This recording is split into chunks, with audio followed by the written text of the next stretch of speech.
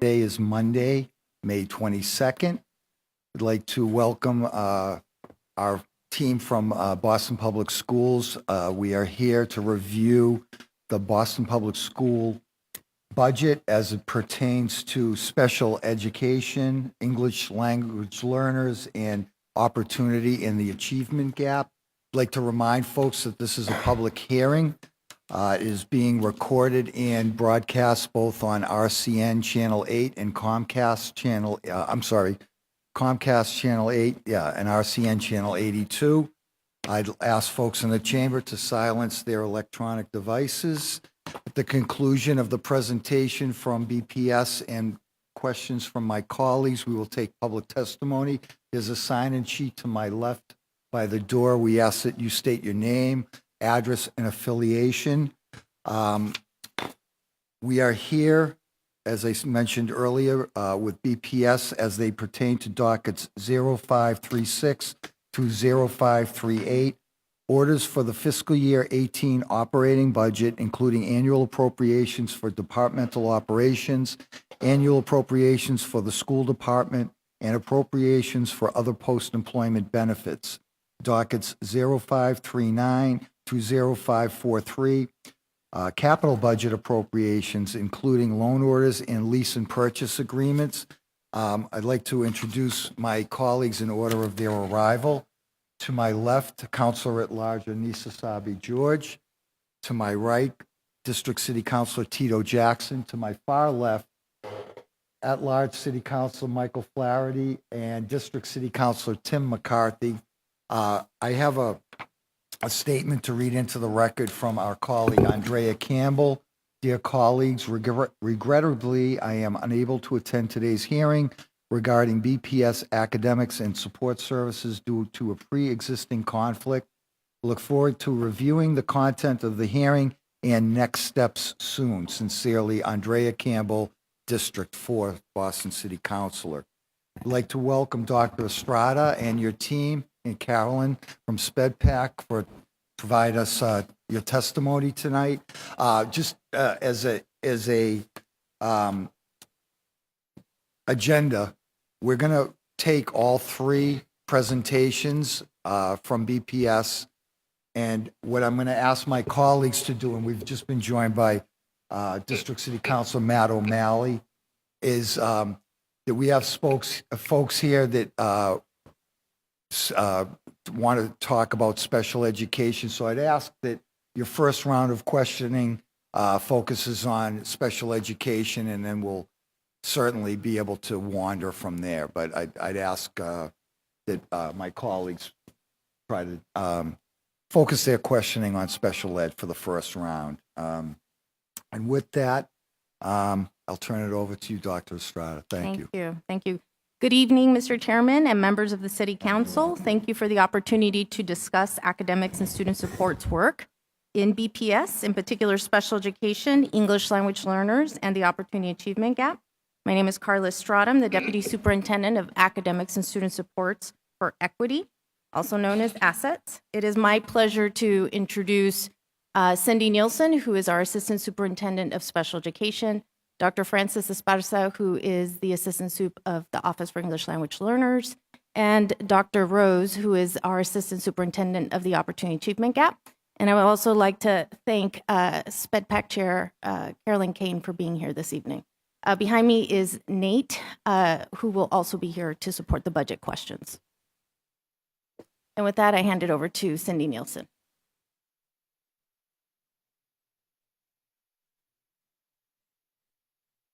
Good evening, Chairman Siomo and City Councilors. My name is Cindy Nielsen, and I am the Assistant Superintendent of Special Education in Boston Public Schools. The overarching focus of the work that we do in special education is to build inclusive practices across the district for our students ages 3 to 22. Budget allocations are prioritized in one or more of the following areas: quality of instructional supports and services, identification and placement, students, family, and community engagement, equity and accountability, and building transition services. Students with disabilities comprise about 19.5% of our entire student population. 1/3 of our students with disabilities are also English learners. There has been a decrease in substantially separate placements, especially for English learners, and students in inclusive settings are increasing both for students with disabilities and students with disabilities that are English learners. There has been an increase in out-of-district placements over the past 3 years. Students that have been placed by the district include students that require a most restrictive environment in order to make effective progress. The continuum of settings is part of the individualized process. In addition, we have seen an increase in the number of state agency involvement. In 2013-14, state-involved students, indicated by the gray sections of this chart, made up approximately 30% of the out-of-district student population, and that percentage has increased to almost 50% in 2016-17. Another area where we have seen a 5% increase in students in out-of-district placements are students that are exhibiting behaviors in or out of school. These students are placed without a primary disability, out of district, and sometimes needing residential settings. Situations of this nature highlight and illustrate how trauma and emotional impairment are often conflated. Working with the asset team, specifically with the Social Emotional Learning and Wellness Department, we have created cross-functional teams that will dig deeper into the phenomena of trauma as it relates to disability and how to address where trauma and disability differ and where they intersect. Finally, and in comparison, the population of non-state involved students has remained relatively stable. Primary disability is broken down by high incidence, low incidence, and spectrum disabilities. High incidence disabilities use formal assessments, in large part focusing on achievement and aptitude data as the main source of identification.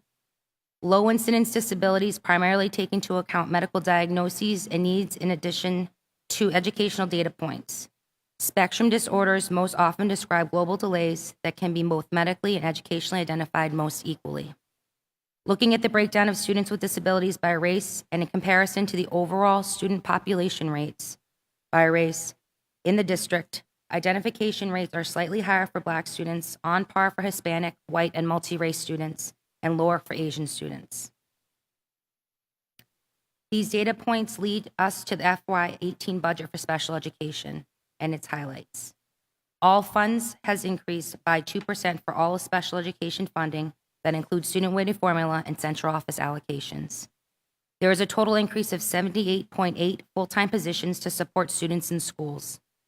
We increased ABA services by converting contract lines to create BPS positions. In order to address equity concerns related to the inclusive support funding, the $2.8 million allocated to inclusive supports was divided among students, not where the program was housed in a school. Here, the dollars literally followed the student. There is a 1.5% increase in out-of-district tuition per the Operational Services Division, or OSD, the department in DESE that sets the price for special education private schools in Massachusetts. And finally, in this upcoming year, we're able to continue the $1.7 million investment in transition services. The next two slides provide different visual representations of the $92.8 million that essentially located in the central office budget and how the funds are allocated. The allocation of dollars remain relatively the same between fiscal year 17 and the proposed fiscal year 18 budget. Special education is individualized by nature and requires the expertise of many different domains. The IEP, or Individualized Education Plan, determines what a student requires to access the general education curriculum. The types of services and level of need varies for each student and at times across years. Student-weighted formula addresses the programmatic needs for a classroom, for example, student-to-teacher ratios. Services other than those provided from the teacher and/or paraprofessional come from central office. Here, this slide shows us the additional 525.9 full FTE direct service providers and 221.5 indirect service providers to our students with disabilities. As we look forward to our work over the next fiscal year, we will continue to increase inclusive opportunities for students, transition supports, improving academic outcomes, and engaging families and communities. Thank you. Thank you.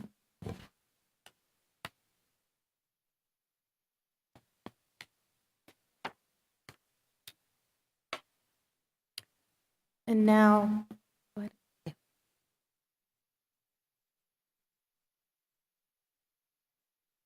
So now Dr. Esparza will go over the English Language Learner Department. Thank you.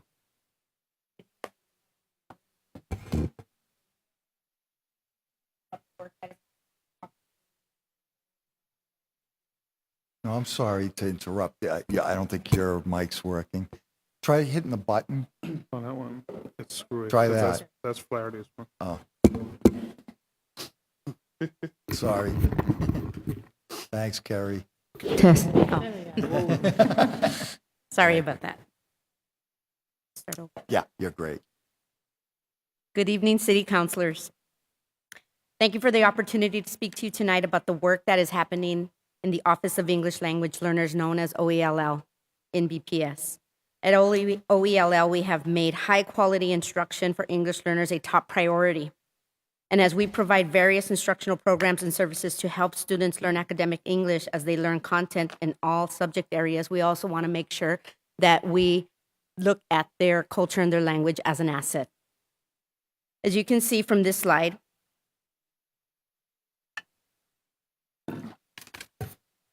other priorities for our department include instructionally sound programs, professional learning opportunities, supplemental out-of-school services, EL parent community partnerships, equity and accountability as we meet state, local, and federal regulations, newcomers assessment and counseling center, as well as our translation and interpretation department.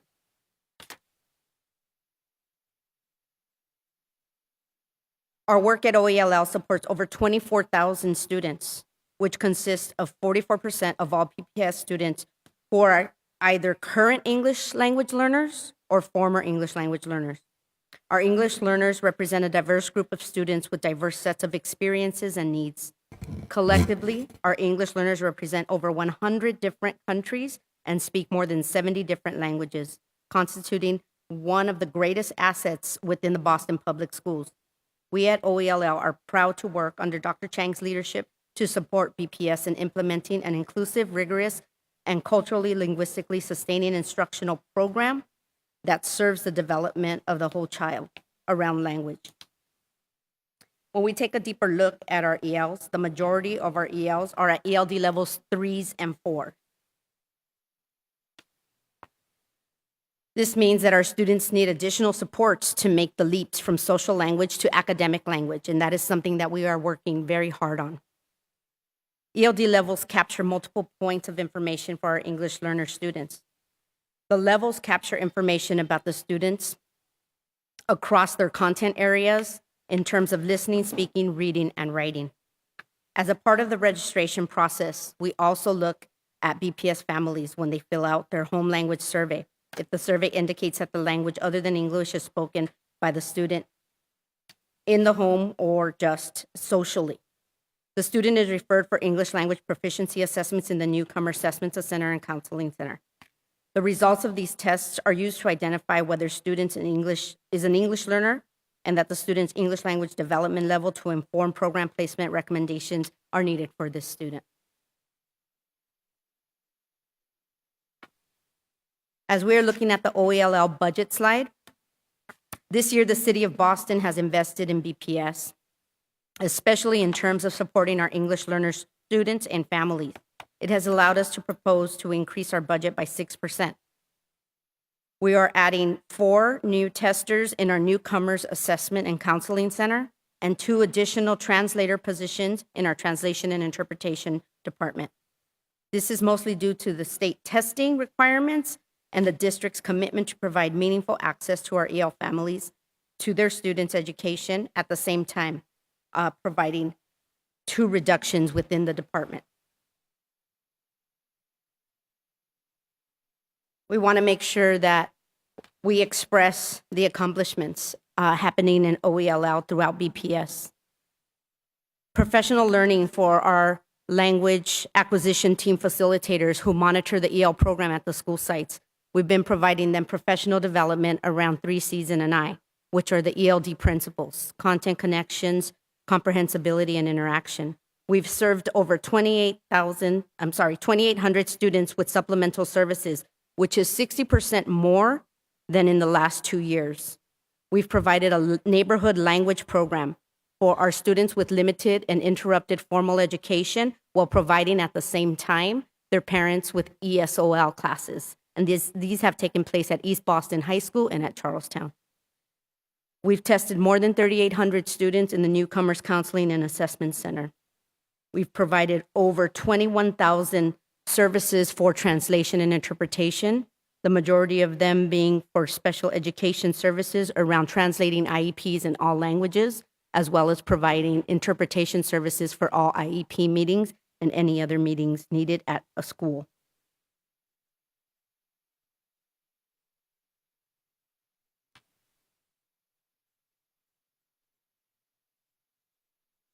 We'd like to go into our strategic priorities. So during tonight's presentation, I talked a little bit about OELL and the things that we've done to promote BPS values of coherence and equity.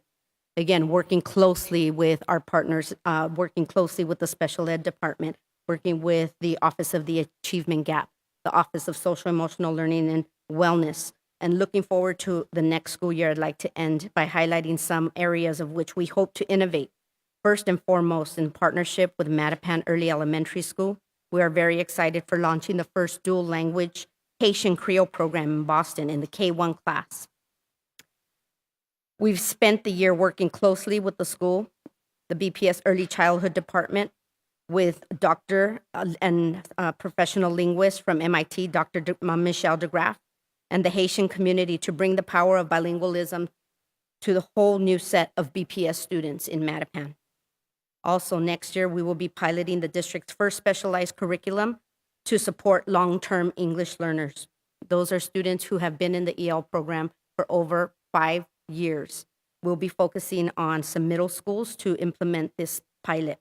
We're also creating an online monitoring process for former English learners to ensure that schools are able to easily monitor these students' academic progress.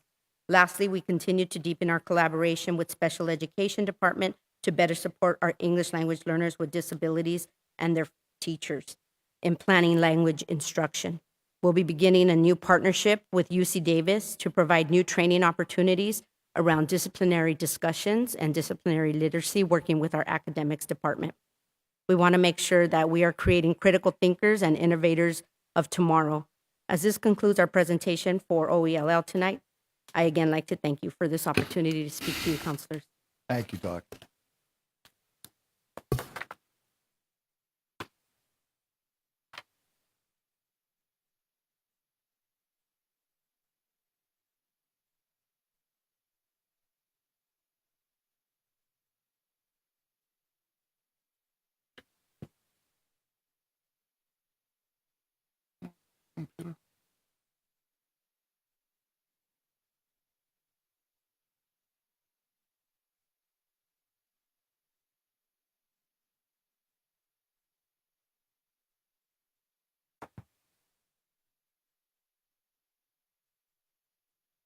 You're good. You can just speak.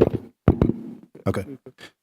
Good evening, counselors. I thank you for giving me the opportunity to present the Office of Opportunity Achievement Gaps and some of our strategic planning. I am Dr. Colin Rose, the Assistant Superintendent of Opportunity Achievement Gaps. Eliminating opportunity achievement gaps are vital not only for our school system, but for our society. As we get closer and closer to becoming a majority-minority society, we need to have a sense of urgency. What we don't do or don't invest in today to create equity will pay us back down the road one way or the other. Our role is to push the system to attack cultural and structural barriers in the system for those students who have been historically marginalized, so that they are provided the opportunities necessary for achievement both in school and life. To us, opportunity gaps equal achievement gaps. Much of our role as an office is to create and/or push the equity innovations that will close these gaps in access and opportunity. Next, Carl. So I wanted to go through some of our strategic priorities, and we have 3 major areas in which we consider our strategies fitting into buckets. Capacity building of our professionals throughout BPS, targeted programming for students, and systematic oversights for the whole district. In our efforts for capacity building, we are pushing what we are calling culturally and linguistically sustaining practices, or CLSP. This is our take on cultural proficiency, or the ability to work effectively across cultural boundaries. This is vitally important given the diversity of our student body. CLSP has three major competencies. One, awareness of the bias that we bring to our work and where it comes from, so we can account for and check our assumptions. Two, authentic learning of and relationship building with students, families, and communities we serve. And third, the adjustment of our practices to respond to those we serve, informed by our relationships with these same students, families, and community. So we're truly responsive as a school system. We are also deeply committed to the work of asset in making sure that CLSP lens is reflected in our instructional vision and the supports that we offer our schools. In addition, we have created Opportunity and Achievement Gap mini grants for schools, which leverage the innovations of our practitioners on the ground to affect opportunity gaps at their particular schools. This is our way to have some bottom-up learning and leverage points of best practices from the ground floor. As for our programming, we have programming specifically targeted towards historically marginalized populations, and many of them innovative programs. One such program is the 10 Boys program that engages boys and young men of color in middle and high school in coursework that is focused on academic rigor, real talk, community service, peer mentoring, and physical challenges. It currently serves over 300 young men in the BPS in over 20 schools, and will expand to at least 5 more moving into next year.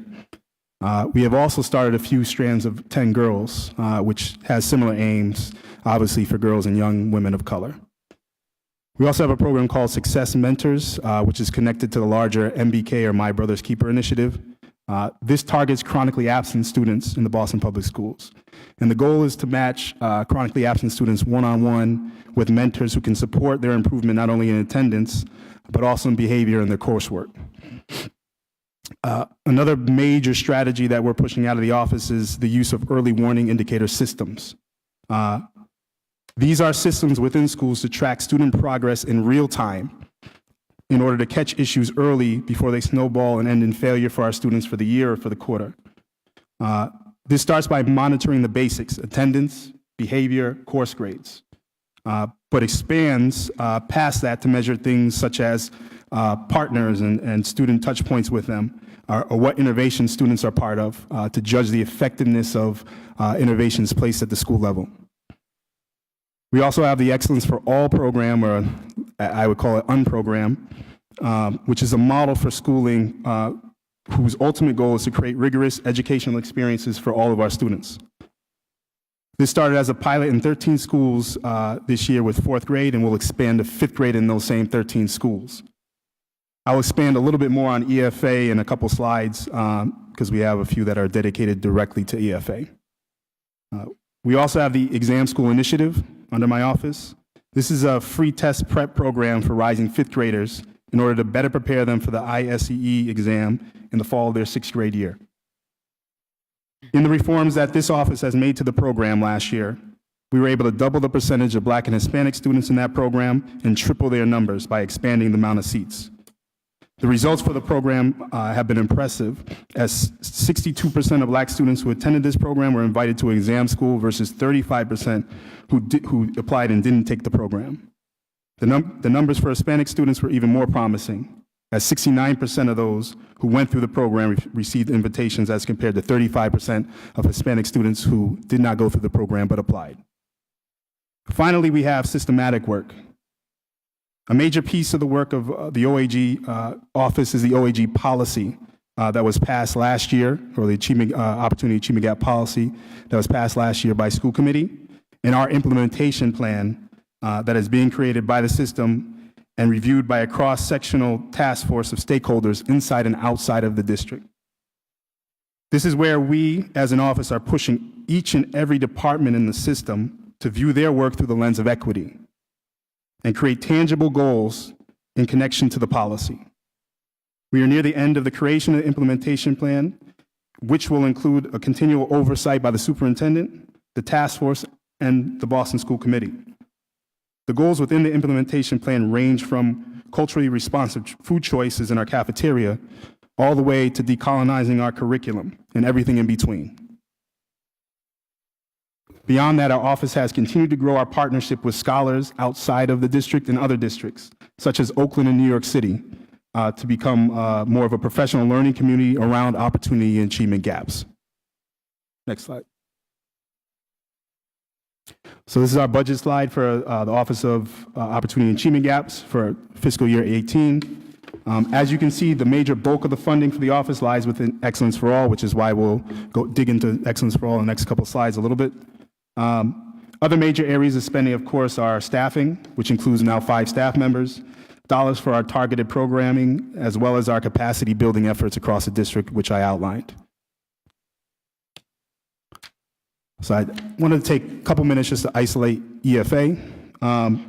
Since EFA is the largest piece of the OAG budget, I wanted to highlight a few things. First are the pillars of EFA, which include rigorous instruction that creates access for all students, quality enrichment such as robotics, other STEM enrichments, and foreign language, social-emotional supports and learning for students, executive functioning skills, and personalized supports for students. Next slide. EFA's reach in the district is truly reflective of the demographics of our system, which is why it is so important in closing opportunity gaps, especially in rigor in our classroom. Over the past few months, I've heard a lot of conflating of AWC and EFA. I would like to decouple them, as AWC is a program that exists in certain school buildings, while EFA is, to me, not even a program. While some aspects of AWC, such as foreign language, help to inform some of the structures within EFA, the EFA model, EFA is attempting to bring access to high-rigor classwork to all students. One of the main strategies outlined by scholars looking at the opportunity and achievement gap for the district in 2014 and 2015 through Annenberg Institute and CCE. EFA is not a new program. It is a model to inform the district about the necessary conditions for all students to achieve and thrive while engaging with highly demanding coursework. And I thank you again for letting me present to you and await your questions. Thank you. Thank you all for that presentation. As I reiterated, first let me acknowledge that we've been joined by Counselor at Large Ayanna Presley. And as I asked in my opening, I asked that the first round of questioning be focused on special ed. So question one for me is, last year we kind of did a reallocation of SPED funds. We added a student to the student-teacher ratio. Can someone give me an assessment of what the outcomes were after after this year, at this point this year? Good evening, Councilor Siomo and other city councilors. My name is Carolyn Kane, and I'm the chair of Boston Sped Pack. Boston Sped Pack is the volunteer organization required by statute to advise the school committee on matters impacting special education programs, including the development of those programs. What I would say is that while we did have a change to the weighted student formula last year that added a student to both the emotional impairment strands as well as the autism strands, that those were still within the student-teacher ratio as prescribed by Massachusetts regulations. So BPS is still below what it's allowed to have in each one of those classrooms. We also got an additional $400,000 investment by the district to deal with those changes in the event there were any challenges or needs for additional supports in those classrooms that were unanticipated as a result of the change to weighted student formula. I just also want to highlight that with regard to sort of the changes in the budget that took place last year, there was an investment by the district of over $1 million for transition services. And transition services in Massachusetts begin at age 14, while at the federal level they begin at age 16. And what we know is that the GAO just came out with a report in May of 2017 talking about the importance of transition services and the need to begin those services as early as possible. So we're ahead of the curve in terms of starting off at age 14, where other cities and states start at age 16. But also the importance of that report was that it focused on youth with with autism and the need to begin those transition services at an earlier age. Because what we know from the research is that giving individuals with disabilities, and particularly individuals with autism, an earlier chance to begin to work on pre-employment skills and independent skills that they're going to need for secondary life in terms of whether or not they go on to further education, future employment, or just independent living, that we know that those who get the services earlier are more likely to have a favorable outcome. So we did have a change with regard to the weighted student formula. I can tell you that since I'm in my 7th year of being the SPEDPAC chairperson, that as a result of those budgetary changes, we have not heard any complaints directly from any families. We do know that there was additional support money put in place by BPS to deal with any contingencies that resulted from those changes. And so as far as we know, things have been progressing well, but there's also more of a focus to increase inclusion in the district. So while those funding changes happen to strands, as they call them, which is a cohort of classes so that children can continue in the same school as children in inclusion, the overall goal is to re-examine the IEP of each one of those students on an annual basis to increase their inclusive opportunities across the year. So part of that reinvestment money we're hoping will be to provide additional supports for those strands as students start to spend more time in inclusion, whether it's for specials, even in terms of social aspects that they need to have opportunities to do, and hopefully also including some academics. The only other thing I wanted to point out while I have the microphone is that with regard to the out-of-district placements that Cindy Nielsen emphasized, while there has been an increase, we certainly have over 200 individuals who are involved with state agencies and required out-of-district placements. When those require residential placements, usually the state agency itself is responsible for the residential aspect of that student's programming, and the district would only remain responsible for the academic component. So I think that's important to note for our budget, but also just in terms of with regard to the change that that occurred to the budget last year. Fortunately, thankful to the administration and the mayor, there was no change to weighted student formula this year, and we have not seen any adverse impacts as a result of the changes last year. Thank you. Thank you, Carolyn, and thank you and all the volunteer parents who advise our BPS professionals in the work that you do. Thank you. By the way, in that research that you cite, and we're ahead of the curve because we reach out at 14 versus 16. Did the research say what the optimal age may be? Is it earlier than 14, or is it? They say that, transition should be, what you want to do is be planning for later on in life throughout a child's special education career. Mm-hmm. In terms of age 14, children, particularly children with autism, require more intensive work or a longer period of time with work to be able to generalize skills to a different environment.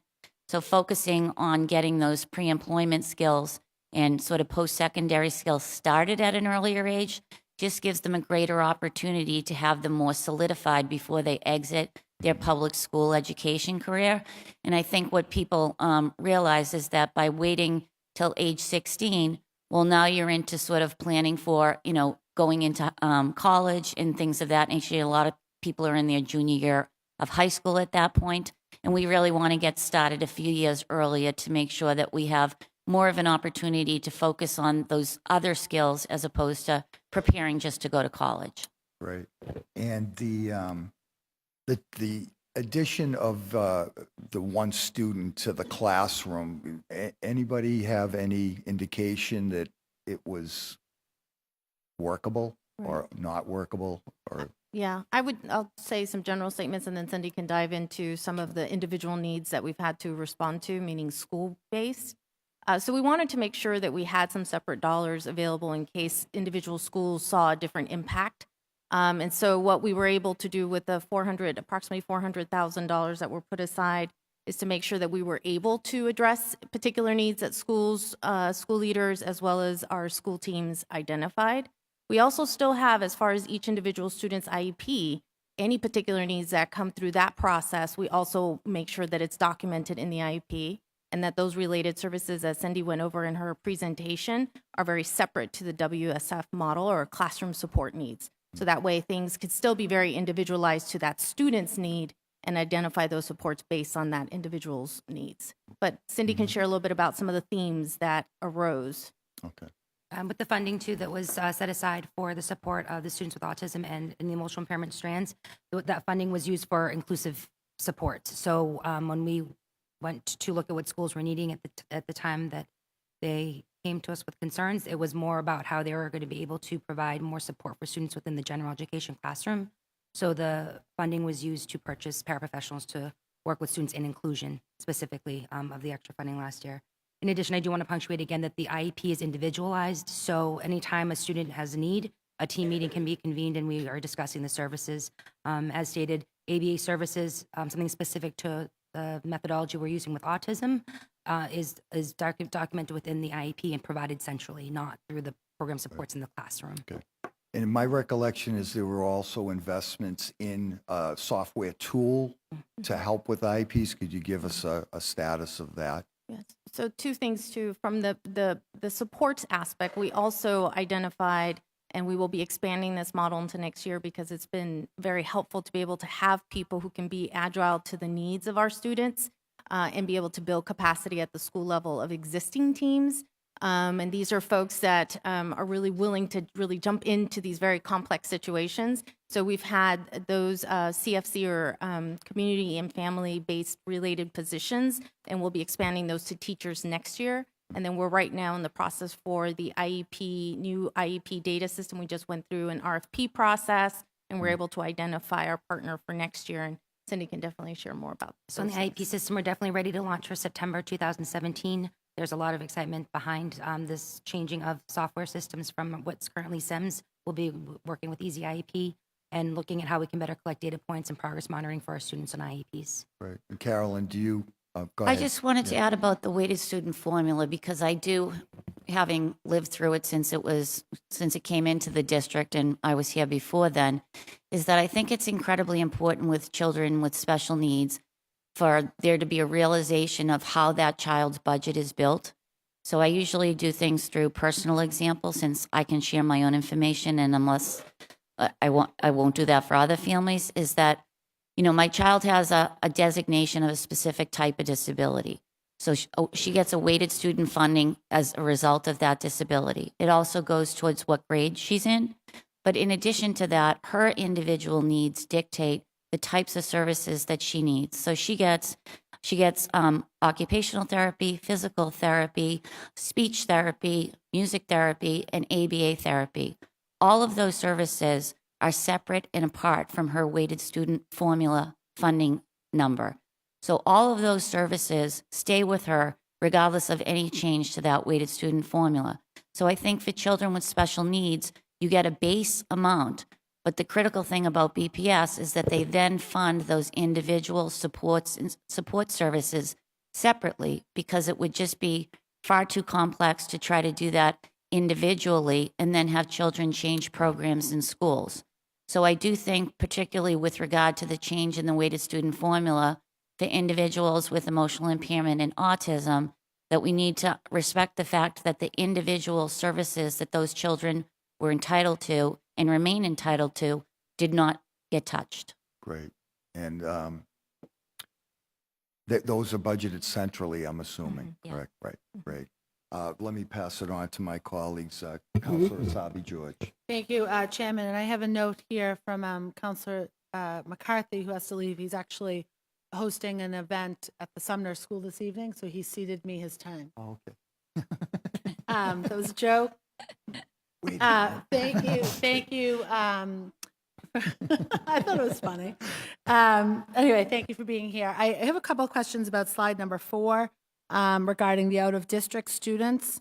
Do we have any sort of analysis on why kids are requiring out-of-district placement? And I understand that some are state involved, some aren't.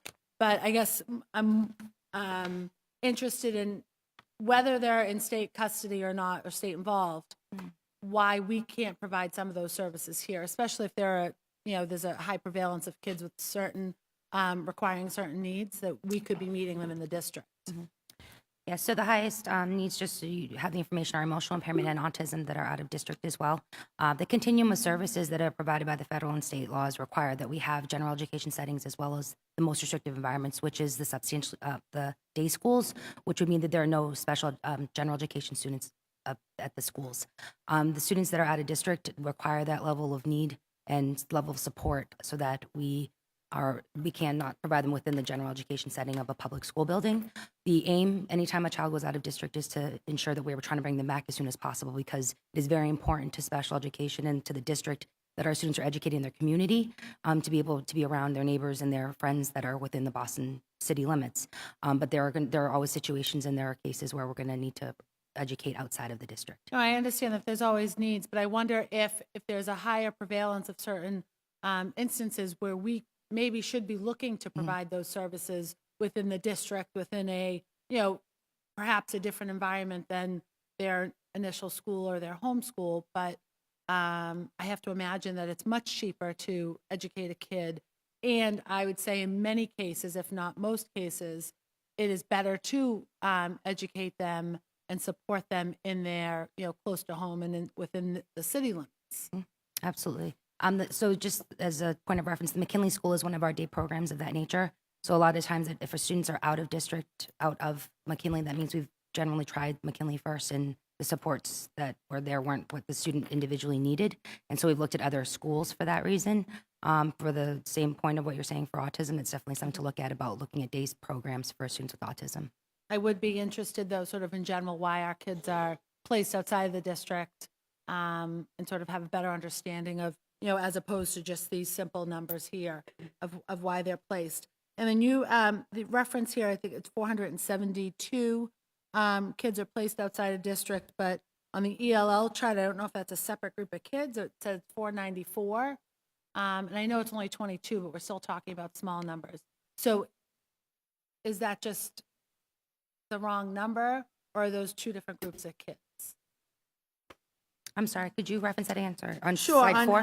On the ELL packet, we just referenced kids receiving services outside of the district as 494. And this one here on yours is 472. So I just, on page 3 of the ELL, it's 494 student outplacements, but I don't know if those are the same kids, or is that a different group of kids? It is within the same group of students.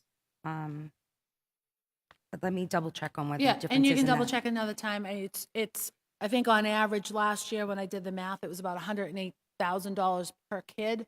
So that 20-something, 22 yep. kids is a significant number. So I just want to have a better understanding of that.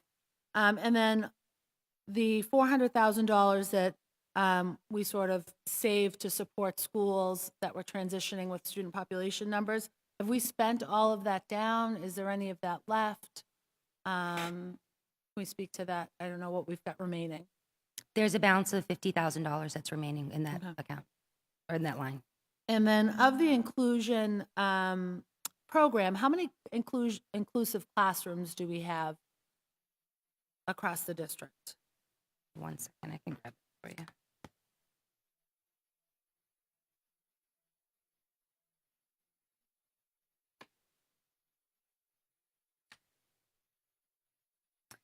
Our early childhood inclusion, and so CARES K1 and then our K2 up.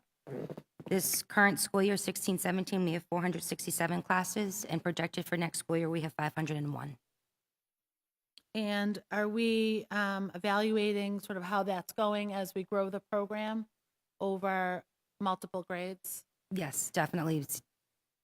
And we're reaching our goals for inclusion? What would be the goals of an inclusive classroom? Right, the goals of the inclusive classroom would be that students are successful within the setting and making sure that the supports are available that they need. Again, as students are moving to inclusion, that is an individualized process of what the level of need that they might need in that classroom. And we're evaluating that as we're having the team meetings to make sure that students have the supports And as, necessary. you know, one of the challenges that I know teachers face is that we're encouraging teachers, and I think rightfully so, to have licenses in multiple areas, but then we're asking that one teacher to act as if they were 2 or 3 teachers, depending on the number of licenses they have. So out of those 467 classrooms, how many of them have more than one duly licensed or not teacher? I would have to definitely get back to you on the number. I mean, We'd see, I but certainly hope ask me that the number is more than, that we have at least 2 teachers in every classroom, or a teacher and the appropriate number of paras to support that teacher in the classroom, because I know as a system, as we try to cut costs, that we're often undercutting, that, you know, we're counting one teacher that has a number of licenses basically as multiple teachers, saying that they're SPED certified, they're ELL certified, and they're whatever their special license is, and counting them as multiple teachers, as opposed to getting multiple teachers into the classroom to really support the needs of the kids. So I'd be interested in that information. I know it's sort of convoluted, my request, but I think you get it. Yep, absolutely. And then I think that just over time, that it would be really interesting, I think important to understand that we've reached some of our successes in inclusion and what those measurables are. Absolutely. I think I'll save Thank Tim's you. time for my next round. Counselor Jackson. Thank you very much, Mr. Chair, and I concur with Councilor Asabi George. I like to call it and use a plain analogy that you can't be the pilot, the co-pilot, and serve me a Fresca at the same time. And I think that's what we ask a lot of teachers to do with that triple certification, knowing that they can't do all of those things at one time. I guess my first question is, there were EI cuts last year. What are you doing to help students deal with the trauma created by the current moves by the Trump administration, policies, and ICE? Knowing that there were cuts last year, we had a hearing and you were there, and we heard young people say that they were traumatized.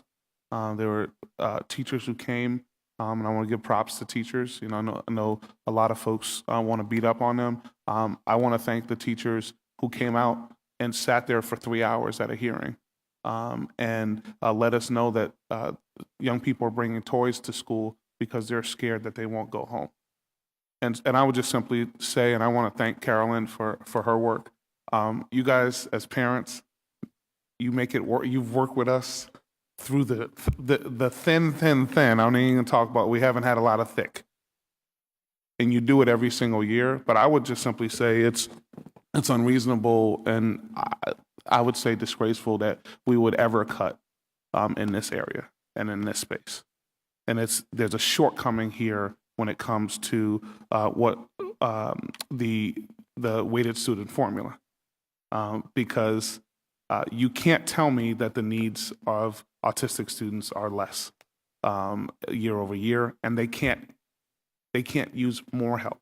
And I had a conversation recently with Andrew Bott, who's over in Brookline, the school system that I attended. So I said, hey, you know, what in a classroom of 10 autistic students, and he's like, well, we don't have classrooms of 10 autistic students.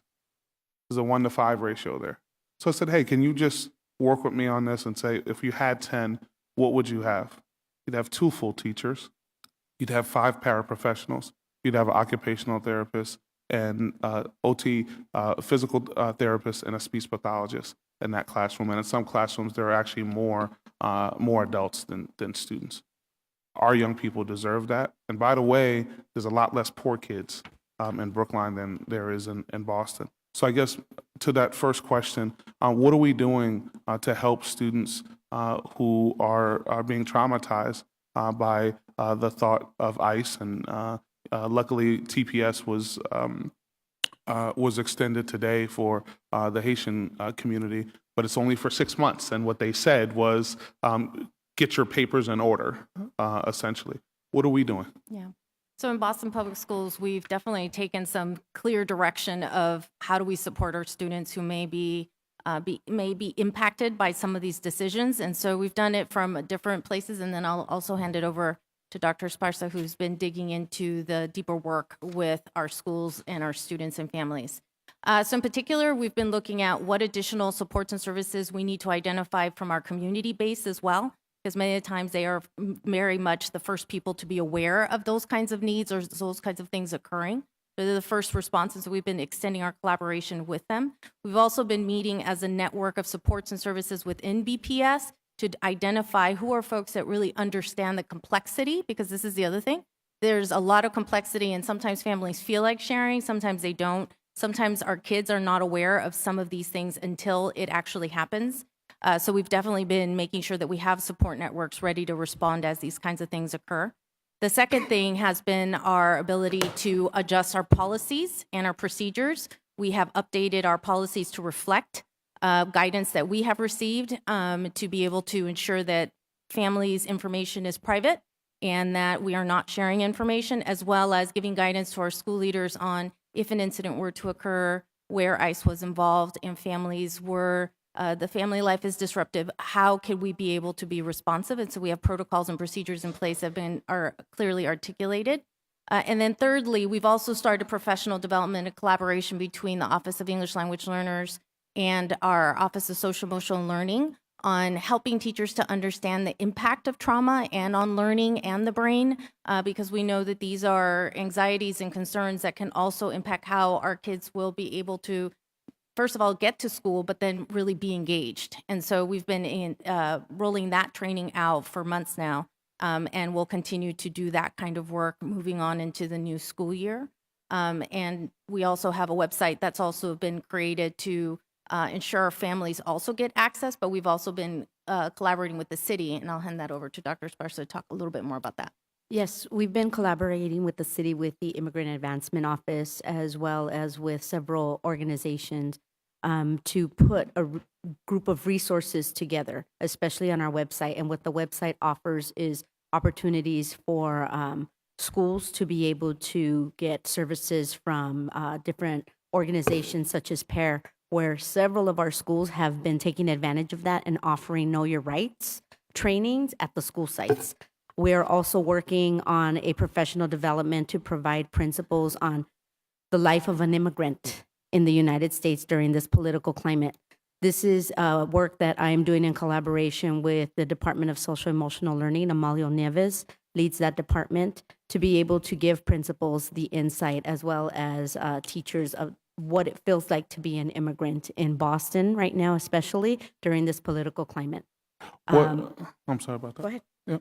What percentage of students in the Boston Public Schools have a parent who speaks language other than English? Do we know that? I would say 66%. Okay. 66%. So I guess my question is, where does this 67 maybe now, Okay. this month. where does this exist in the budget? So you cut EI supports last year. If we're saying over half of the students have a parent who comes from another, well, we can't assume that they come from another country, but has a parent who speaks a language other than English as their first language. Mm-hmm. You have a huge population here. And from the hearing that we had, there are people who are feeling this right now. And that's in addition to the kind of base level of trauma that families are feeling. You have 4,000 homeless students in the Boston Public Schools, which is absolutely something that's traumatic also. So where does this, have you restored the EI money from last year? And where does any of these where do any of these dollars exist in the budget? We know that there is greater need, and we know for at least the foreseeable future that that need is going to be imminent. Where does it exist? So just to clarify, so the emotional impairment isn't a disability identified, a disability related need that impacts that emotion, and therefore impacts the student's ability to learn. Which is separate from our students who may be experiencing trauma sometimes. Sometimes there's an overlap. but it's not necessarily that if you have an emotional impairment and vice versa. I'm right there with you. But my only issue is that you cut the baseline of that, right? So if you're saying that When's a disability, though, Counselor? I just want to be clear about that from the legal perspective, because someone with an emotional impairment has to meet the legal definition of having an emotional impairment, and then because of that emotional impairment, requires specialized services. So I agree that this is a different need, but I don't see that it's a special education issue. It's a society issue. Well, we're doing a bunch of these at one Right, time, right? right. So we're doing ELL as well as special education. And the reason why I bring them up, and I realize, and I'm very aware that there's a legal definition, but if there is crossover in that subset of individuals, one that's legal, but also the other component around trauma, if we've cut that baseline, then we actually have less to go around for the rest of the students. So can you help me understand? I would love to, to clarify. So this is why, as Dr. Sparks has shared, multiple offices are coming together to be able to work together on identifying what exactly those needs are coming up to be. And that's why the Office of English Language Learners, as well as the Office of Social Emotional Learning, they're the ones who have been working together to see how do we improve our trauma response, in particular around our students that are immigrants and who may be experiencing some negative effect of some of the political climate right now. So is there an those are increase in the budget? So that's why with, like, for example, think of things like access. So first, like translation, interpretation, making sure we've seen an increase in that budget because we wanted to make sure that we have materials and resources available so families can access those things. We've also been able to identify our safe and welcoming school support mechanisms that work directly with our schools. And on the special education side, we've also continued to see that reallocation, building capacity across our staff to understand what the needs of an English learner or a family that's immigrant and experiencing some of that impact. So you see increases where you're creating a systematic approach to the response, not just under special education. Special education is just one piece of it. It is not the full picture of support that BPS has to be able to ensure they provide across the system. Has BPS looked at the connection of out-of-district placements and budget cuts? Has there been, and we hear that there's an increase, is there a causal effect between the budget cuts that occurred and the out-of-district placements? So, Have you and I'll let looked at Cindy that? go more into details, but what we've been able to look at when we explored that data was to be able to see, again, individualized educational needs did not necessarily mean that an additional student would create that dynamic where a student's individualized needs may require an out-of-district placement. So we have not seen that direct correlation, but I'll let Cindy go into it because she was asked to look deeper into that data too. And also looking at one of the biggest indicators that we had was the identification, the 5% increase over last year of students that don't have a primary disability right now, but are being placed out of district by state agencies. So a student is being placed in a group home for behaviors that they might be exhibiting in or out of school. Usually out of school, they're being placed outside of the district. As Carolyn stated, they become residential, and we are then responsible for the day placement. So there was a 5% increase in that from last year to this year. And the last thing I wanted to ask, just year over year, what are the number of FTEs in total that BPS is going to have?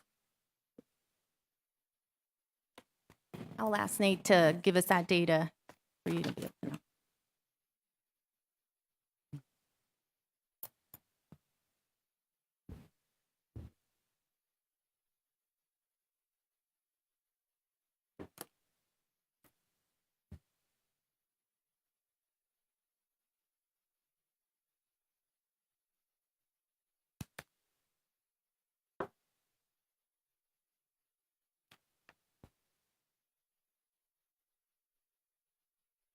Total budgeted FTEs for the district is increasing by 176.6, driven mostly by an increase in part-time positions, including bus monitors. Our projected fills FTEs are expected to increase by 130, which is aligned to our increase in budgeted positions as well. And can you give us actual numbers based this year versus last year? Oh, for totals each between the 2 years?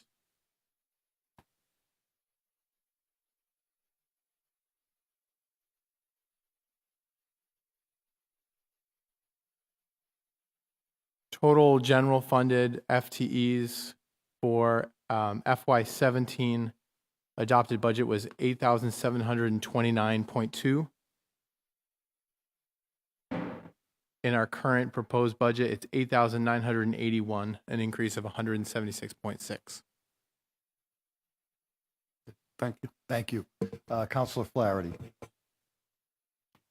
For your team, looking at Carolyn, it seems like it was yesterday, and I know it was more than 10 years ago, but you were in my office at that time, frustrated, dealing with issues around your child, fighting the administration, fighting the school district to get every opportunity for your child. So it's that struggle, that experience, that passion has you in the position. I remember at the time your life was on hold, your legal career was on hold, and so it's good to see you and see you in this capacity.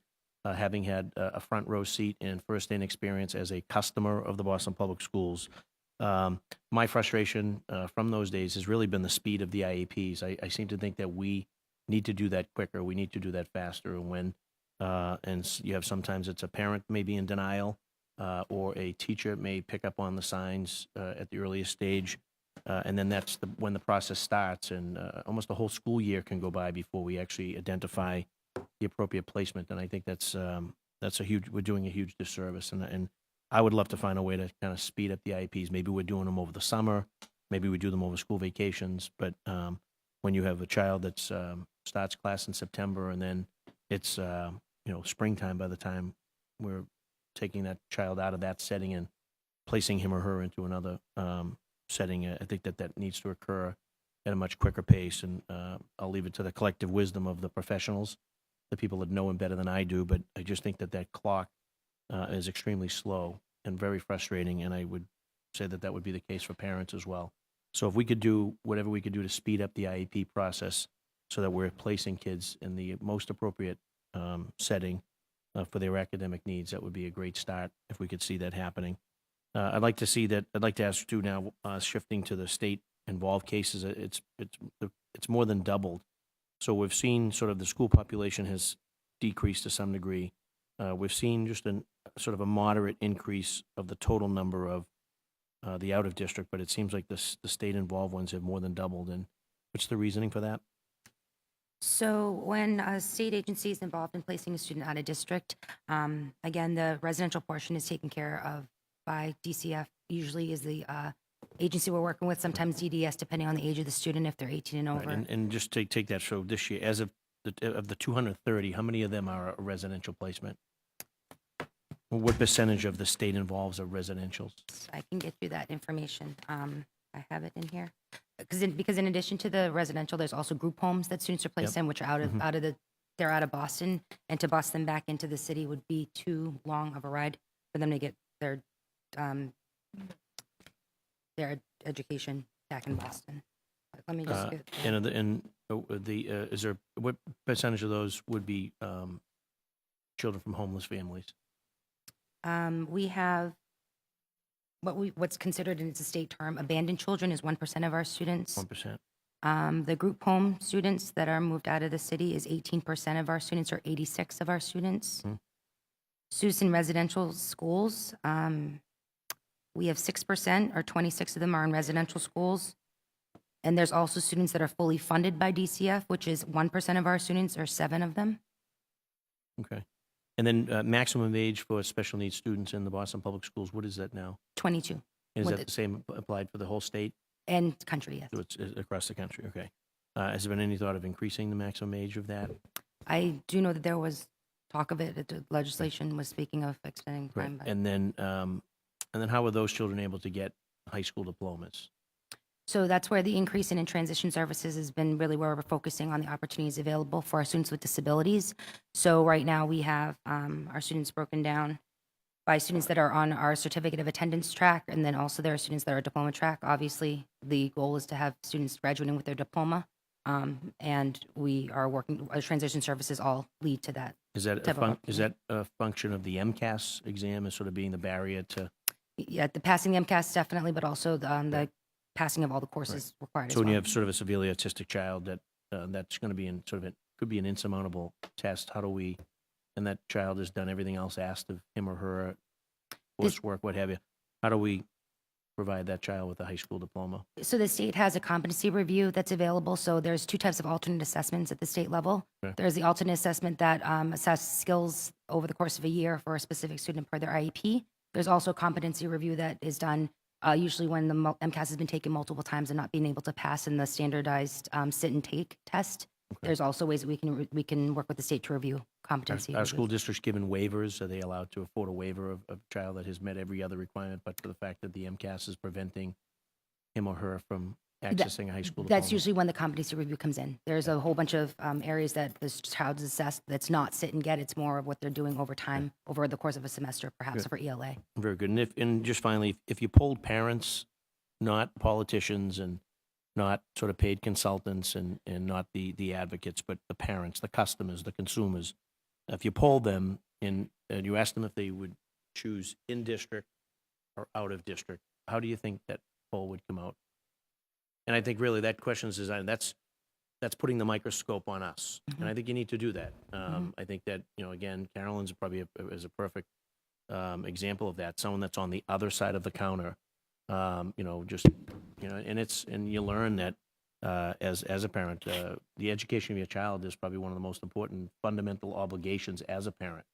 I don't think we're holding parents accountable enough. I think you get some parents that are out to lunch. I think you get some kids that are ruling the roost, and that's for individual households. But in this particular instance, if you survey the parents, not the politicians, not the advocates, not the paid consultants, what would they choose? And I'd love to hear your answer. And if they're choosing, say, door number 1 versus door number 2, then we have a problem. We should be excited like my wife and I were when we sent our twins to the Perry School, and like we were when we sent my Michael to the Murphy School. And then we had some options where we were going to exercise sibling preference. Like that was a good and exciting time because we knew that we were getting a quality education. And the same could be said for for our school district on the special ed stuff. There are some great out-of-district placements. People in this room would probably love to send their child there if they had that need. We want to be that destination. Boston Public Schools should be that destination. And if we're not, then I think that those are the questions really we need to answer. If we're polling parents, I nobody think else is that the all parents. parents, every parent, wants to send their child as close to home as possible, provided, of course, that they get the supports and services to meet their individual needs. I think the issue becomes is that, since I've been involved with special education, a lot more focus, attention, and resources have been dedicated to special education in the last several years than they did when my daughter was turning 3, and that's when we first had this discussion. She'll be 18 in 2 weeks. It's amazing. So, you want your child to be in the neighborhood. You want them to know their peers in their neighborhood so that, like, when I take my daughter to Lambert's and we run into people, they're like, hey, that's Mary, So you don't want your child to going to another town, another school. But then the issue becomes if the district does not have an appropriate placement, then you have to look for one that's out there. The competing factor becomes once you go out of district, in order for the district to bring you back, if you don't agree, they have to take you to hearing and prove that they have an appropriate program at this point. So what I would say is that, everybody wants to go to a school closer to home. In fact, every child should be able to go to their neighborhood school and get their needs met. We're building towards that. Are we there yet? No. We've made definite improvements, but I do think that for some children, their needs now could be made in district. That's an issue to revisit. And I'm on the long-term financial planning committee, and one of the issues of taking a look at in terms of sustainability is how do we create more in-district programs that are more highly specialized so that we can then bring those children back, and then it is something that the district can and should be able to take on. But, just like any other investment in your own house, you have to spend the money first to build it in order to be able to utilize it. So that's one of the issues that we're dealing with. And hopefully this new master facilities plan will lend some insight into how that can and should be done. But I do think that, we do have a highly specialized autism program in the Lee School, but we need more. And the children are continuing to have the needs. We also have the issue, quite frankly, that hasn't been touched upon, but in BPS, we have children with special needs, 11,000 of them. And then, children, their typical peers go off to exam schools, charter schools, private schools. And so BPS, as it continues to have students age up, have children with the more significant needs. And so that's something that's just our responsibility, is to meet the needs of all children. But, obviously you want your child to go as close to home as possible, so they're not traveling all those hours, so that you can get to them if you need to. And most importantly, so they can be included in their community. Very good. And I'll leave you with this, is that there's lots of great things happening in our Boston Public Schools. We probably don't do a good enough job advertising it. And it's also up for the consumer, for the customer, for the parents to share those experiences, be it in SPED or, any facet of our schools, as well as our teachers, advocating and letting folks know what the great things that are happening, whether it's in that specific school building or in the district in general. So I appreciate your comments, and look forward to working with you guys moving forward. Thank you, Mr. Chairman. Just, we have the Horace Mann is an out-of-district placement for other cities and towns. But is that the only school that we actually attract out of district? Yes, as of right It now, is. of the three, it's the only school that we are receiving tuition. We were Right. definitely looking at it for the Carter and the McKinley as other options of schools because of the high quality What that's are there. what are the most chosen out of district for BPS or Boston students? What are the most chosen out-of-district placements?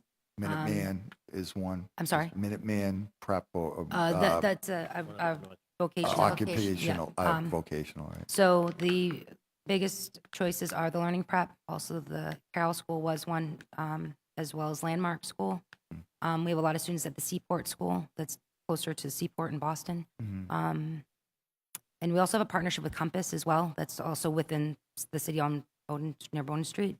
So those are probably the highest that I can think of off the top of my head of the chosen schools. All right. Thank you. Counselor O'Malley, thanks.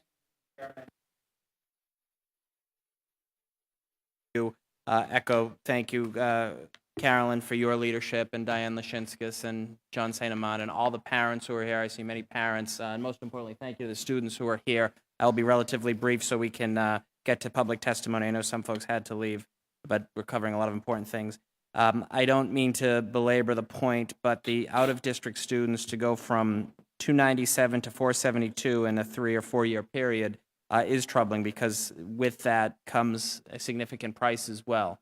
What's the average price per student for out-of-district placement? Is it, it's six figures, I believe, or north of that? The average is about 90,000. 90,000.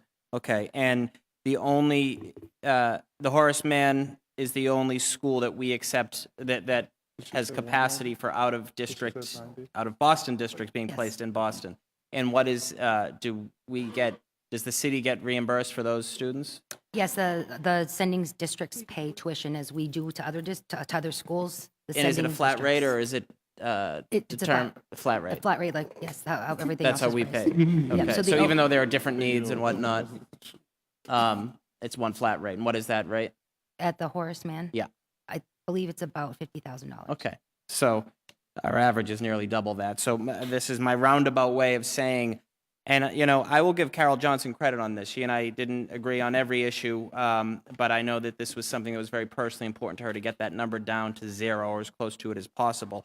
By internally being able to serve more children, particularly those with severe learning challenges, we can also then create a better environment for kids for out of district. And this is something that the investment will more than pay off. So it's troubling to see that number, particularly with the state involved, going from 90 to 230 from 2013-14 to this year. So that's something that we need to be really focused on going forward. Are we seeing new trends? I remember a couple of years ago, there were different sort of, I can't think of the name right now, but sort of an increase in certain challenges that some students would have that we're unable to serve. An increase in their level. What are some of the kids who would get an out of district placement? What challenges do they have that we cannot serve? For example, if you want to take a student with autism or a student with emotional impairment, there may be very, very high incidences of behavior Yeah. that are occurring. Specifically, students with autism, it could be that there are self-injurious behaviors that are happening every second, literally, or multiple thousands of times a second, depending on the level of need the student has. that would be a reason why a student might need to go to an out-of-district placement where there is a much, much higher staffing ratio in addition to other pieces in place that they have for the student, and a lot more one-on-one teaching that's happening for them to really just, at that point, maintain behaviors before they can get to the academic portion of the day. Okay, understood. And then secondly, you know, I've gotten to know Dr. Bill Henderson pretty well, who I know is a great friend to many of you, and he's taught me a lot. And one thing that I know that he feels very strongly, in which I agree with him, is the efficacy of inclusion classrooms as a model. This is something that personally I know my sister felt very strongly about as well. Used to teach in the system, in first a substantially separate classroom and then a fully inclusion, and then wanted to make sure that her son's BPS students all had the similar. So can you talk about how we are growing the number of inclusive classrooms and what we're doing to give supports to the schools that are doing Absolutely. that? So one of the major things that we're doing is building capacity at the school level. Dr. Estrada talked about, and I want to make sure we punctuate again, that there are inclusive support teams that we're calling them that are in existence now with the community field coordinators that have been, there's one assigned to each TLT, and they've been able to support specific cases as well as specific schools in maintaining students within the inclusive setting and making sure that they're able to access the curriculum without having to go to a different setting. Next year, we're expanding those teams to include 2 teachers per team, so there'll be 2 teachers and a CFC. There's 4 teams that are assigned to each of the TLTs. There are 4 TLTs. The purpose of those teams is to go into schools to help support identifying what the challenges may be and then building plans that they can help implement and stay in the school for a little while to coach and model within the school setting so that the capacity is being built at the school level. So it's not just a student needs to be moved and we're moving the student, but really looking at what we can do to work within the school setting on making sure students are successful within the school buildings. Okay, That's great. one area. Excellent, thank you. Demographic data indicates that higher numbers of students with disabilities are Black and Hispanic. Can you talk about how BPS is addressing the special needs, both culturally, linguistically, going forward? Absolutely, and the most specific data point to that is that the incidence of Black and Latino boys in substantially separate settings is the target. Is where we are focusing our strategies and implementing different ways of doing things. The first thing is really assessing the quality of instructional supports and services happening in those classrooms. We have a lot of students already existing in the classrooms. We need to make sure that what we're providing them is high quality education so that they are ready to, they're able to be successful back in the general education classroom. In addition, across the asset team, we are starting at the K2 level, K2 to 2nd grade, where as a tier 1 support for all of our students, we're rolling out on the literacy side, a foundations program for all K2 to 2nd grade students of schools that are adopting it to make sure that at tier 1, all of our students, and obviously being part of the tier 1 will be the Black and Latino students, are getting quality instruction, systematic instruction in phonics to make sure that the foundational literacy skills are being taught in a systematic way across the system. Great. And I think Councilor Flaherty touched upon this. How many students are currently waiting for an IEP? So right now we have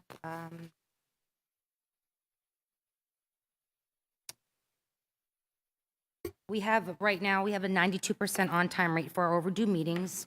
We are on target through the hard work and dedication of the coordinators, staff at schools and central office to reduce the 8% overdue to 5% or less by June 30th. We are pushing to 5% or less overdue so that we can start the new IEP system, Easy IEP, in September. I don't mean to be sarcastic, but the school year is over by June 30th. So where does that leave those 5% of students? Those 5, we'll be working on them over the summer to make sure that they So will that go. by the first, so any student that does not have a plan, and let's be honest, the school year is closely coming to an end. Any student that does not have an IEP will be guaranteed one by the first day of Yes, school we in also continue September. that we continue working on them over the summer in a different capacity than the school year because the school year does end for our coordinators as well, but we do usually do summer meetings to make sure. Okay, and what's so obviously, it's not as though a student, a whole host of issues can necessitate an IEP. What's the lag time, or what is the turnaround time if I have concerns about my child and want him to be evaluated? What would be the turnaround time Yep, typically? so for the beginning of the consent process, initiation is made either by the parent or the school or anyone that has a concern about the learning happening for a student. There's 5 school days that we need to respond within. Usually at that point, a consent is sent out. Once this consent is received, we have 30 school days, which is why, to the point, it does feel like it's a long time because it's not calendar days. It is 30 school days to assess. And then we have 45 school days in order to produce the IEP and placement if that's needed. Okay. Okay. And Carolyn, can you talk about efforts that sort of SpedPAC has done to engage parents who English may not be their first language or may have difficulty speaking English, just in terms of the support system that SpedPAC and other volunteer parent organizations put in place to help walk parents through the process for their kids? Sure. So we have a culturally diverse group on SpedPAC itself. And again, we're all parent volunteers. Our website also has what they call the Babel, basically, is you can interpret information into any language. I know it's not perfected, but it provides us with an opportunity to provide things in multiple languages. BPS provides us support at our monthly meetings with interpretation services for any language a parent requests. And we also interpret our flyer into Spanish, and it's available for interpretation into any other language requested by parents. So we try to do outreach as far as possible in terms of doing flyers, phone calls, notifying schools and getting the information to the special ed coordinators. And also with regard to our workshops, the information is available on a 24-hour basis since it's online. So our workshops and our materials are available there for parents to access as well. Right. Thank you. Thank you, Mr. Chairman. Thank you. Counselor Presley.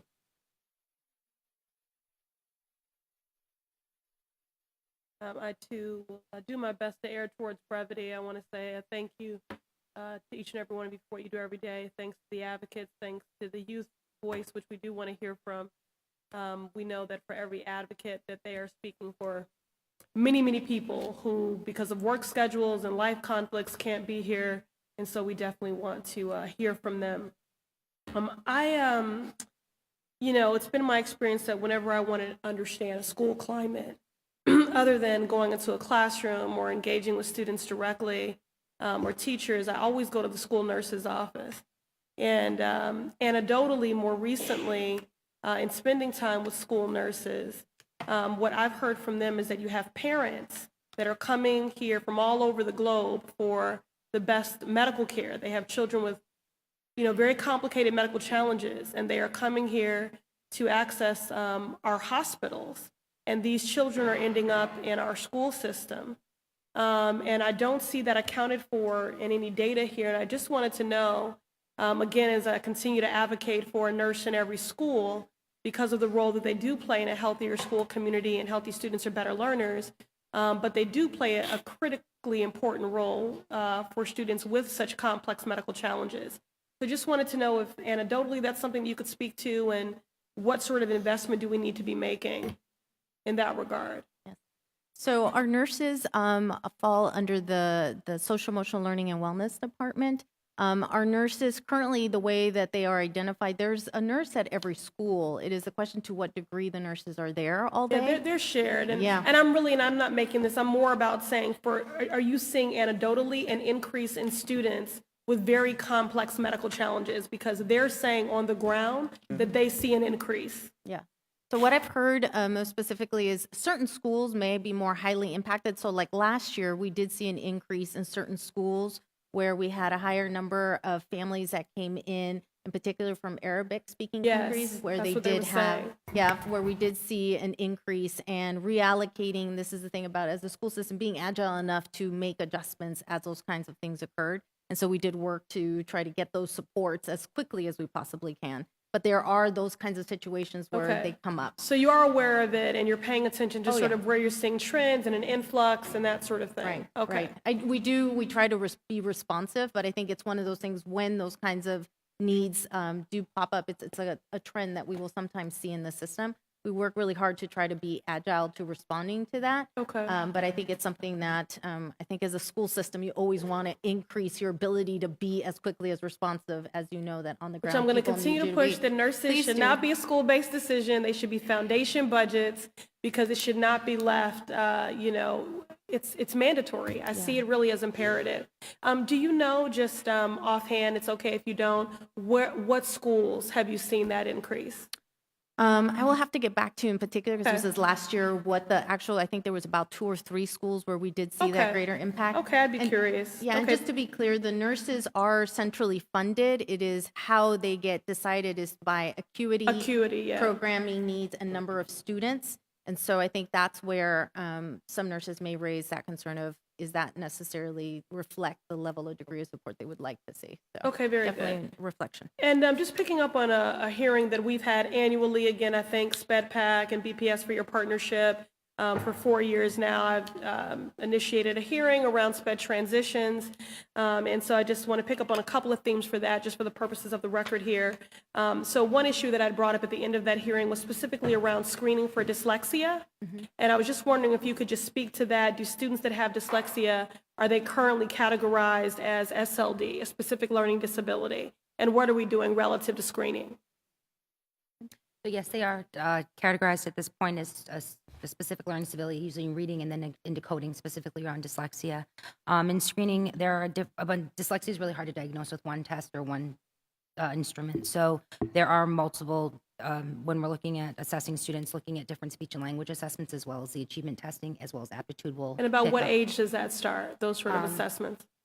Those assessments, they're part of the regular screening that we do, or the evaluations that we do for IEPs anyway, but the flags and the indicators can come up as early. I've seen them as early as 4 or 5 years old. Okay, all right. And then I see some conflicting information around what the budget allocation was for transition services. Was it 1 million or 1.7? So the increase from last year to this year was $1 million, and there was already $700,000 existing. Okay. So the 1.7 is we're continuing that same amount into this year, with including the increase of $1 million last year. Okay, and can you just quantify, I've been going over these charts and I may have missed it, how many children have been served?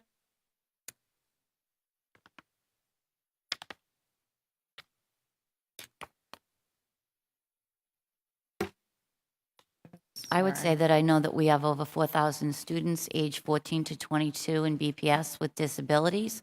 So they should all be touched by those services to the extent possible. But I would say that's probably a work in progress about Sure. each Yes. person's level of accessing it. Yeah. Okay, We did have that specific number, I'm sorry, and from the last hearing, we did have that specific number. I don't have it in front of me right now, but we can Okay. definitely get it to you, of the actual numbers of students in the different services. so that would be provided. great. I mean, if we're, making a greater investment, we do want to be able to quantify what that impact is. So I'd be curious to know how many children have been served, who are they and what are those schools? Again, we're always trying to see, from an equity standpoint, are there some schools that are in greater alignment than others, so that we can address those deficits? And Counselor, I think that's right. By looking at the different types of programming, we'll be able to see the actual investments. So we can get you those numbers by the Okay. programming, so you can see where there's been greater access based on the program being offered.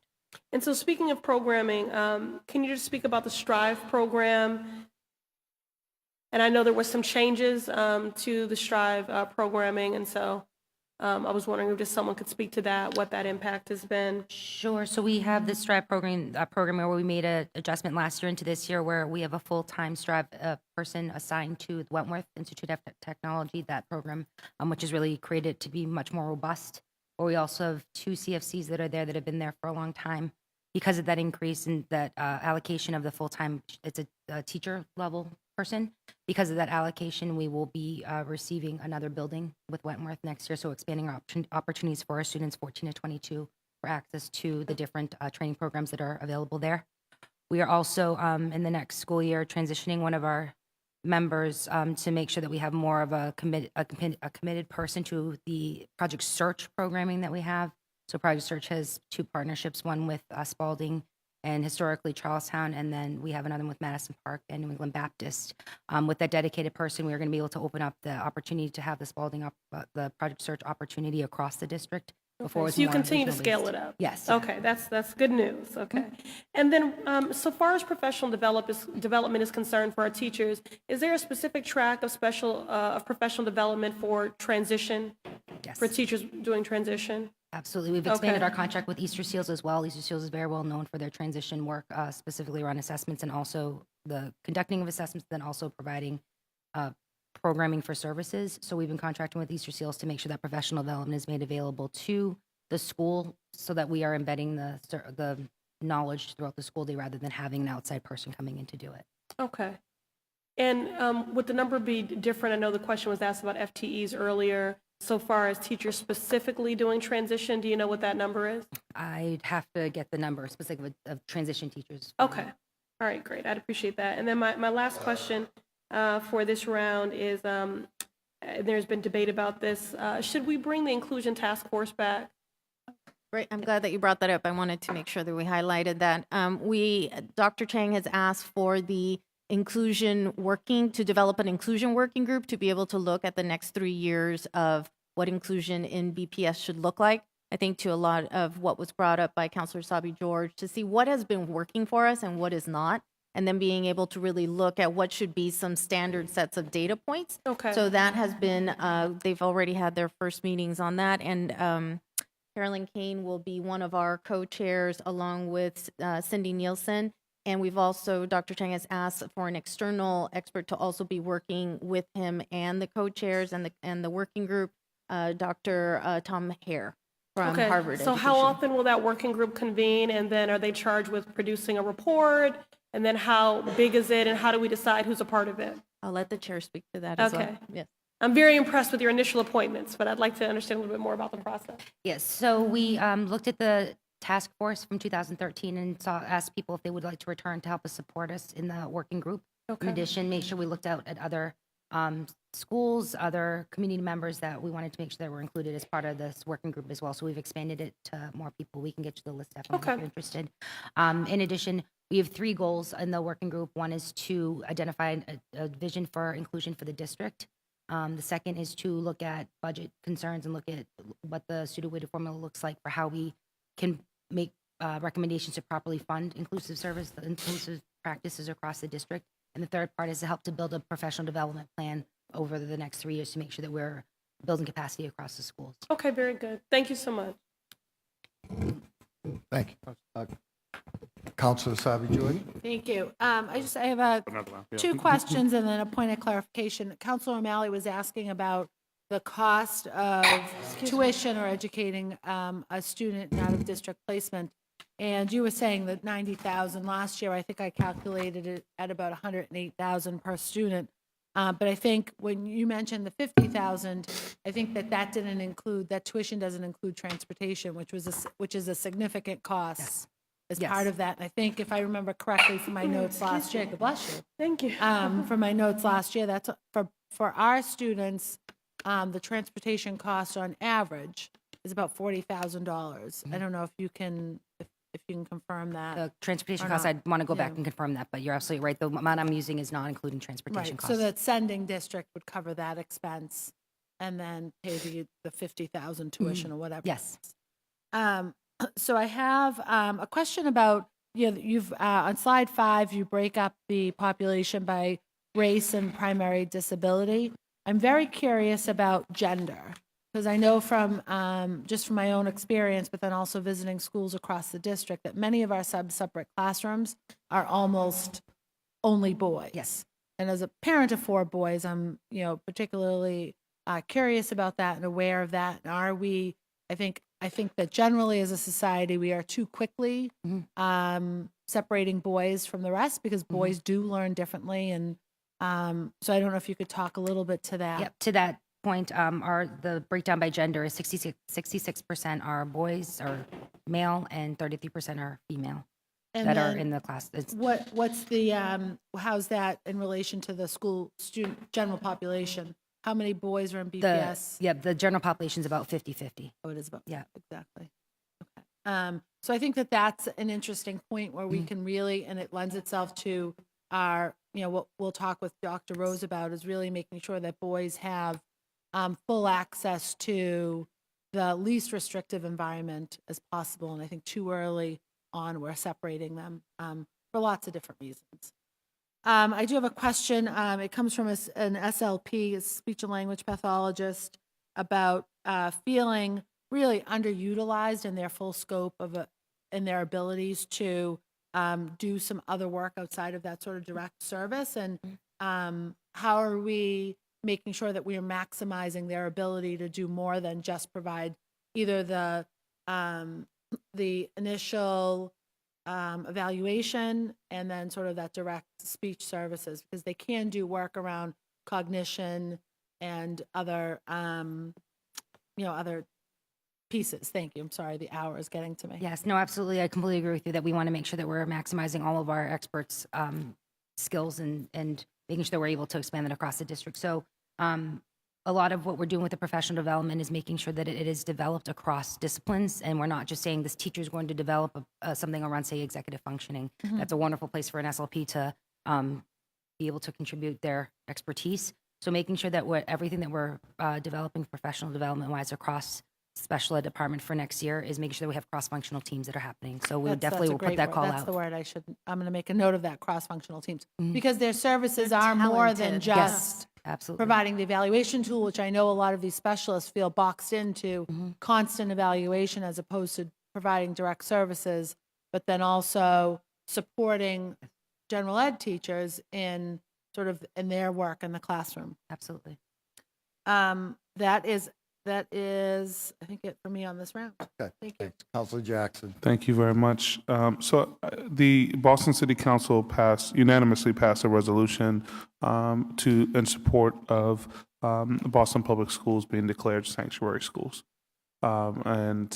We have had conversations with the superintendent. It is yet to be taken up. I question why, as hearing the data about the diversity in our public schools, and knowing that there is anxiety in families throughout, and that's actually a super majority of folks in the Boston public schools. Why does the district still not move forward with a declaration of a sanctuary school status? So we continue to be able to work with the city as a sanctuary city, and we continue to partner with our city partners as well as community-based partners to ensure that we support our students and our families. And so I will continue to share back, Counselor Jackson, your thoughts on that. I think it's something that we continue to ensure that is in our principles are aligned to exactly what the city envisions for all of our students. And Attorney General Healy has come forward with some direction there, but I would just note this is of the utmost importance and urgency. And so you will be receiving information, if you have not received it, that I've put forward legislation on the council side, since it has not been taken up on the school side, to make a designation of the Boston Public Schools as sanctuary schools. And I want to thank the advocates who have worked on this. I know some people may believe that this is restating what already is in law, but you know what? If that's the case, so be it. Then let's restate it. Because what we also know is in any situation where one interaction with ICE, that could mean several hundred or maybe several thousand of our young people don't come to school the next day or the rest of the year. And so it is up to us to look out for the most vulnerable populations. We are there to educate them, but we're also there to protect them in the Boston public schools. So I think that is a critical issue. I will also note that the Opportunity and Achievement Gap Subcommittee sent a letter letting you guys know that they didn't support this budget. And I just want to put that on record relative to what that organization actually did.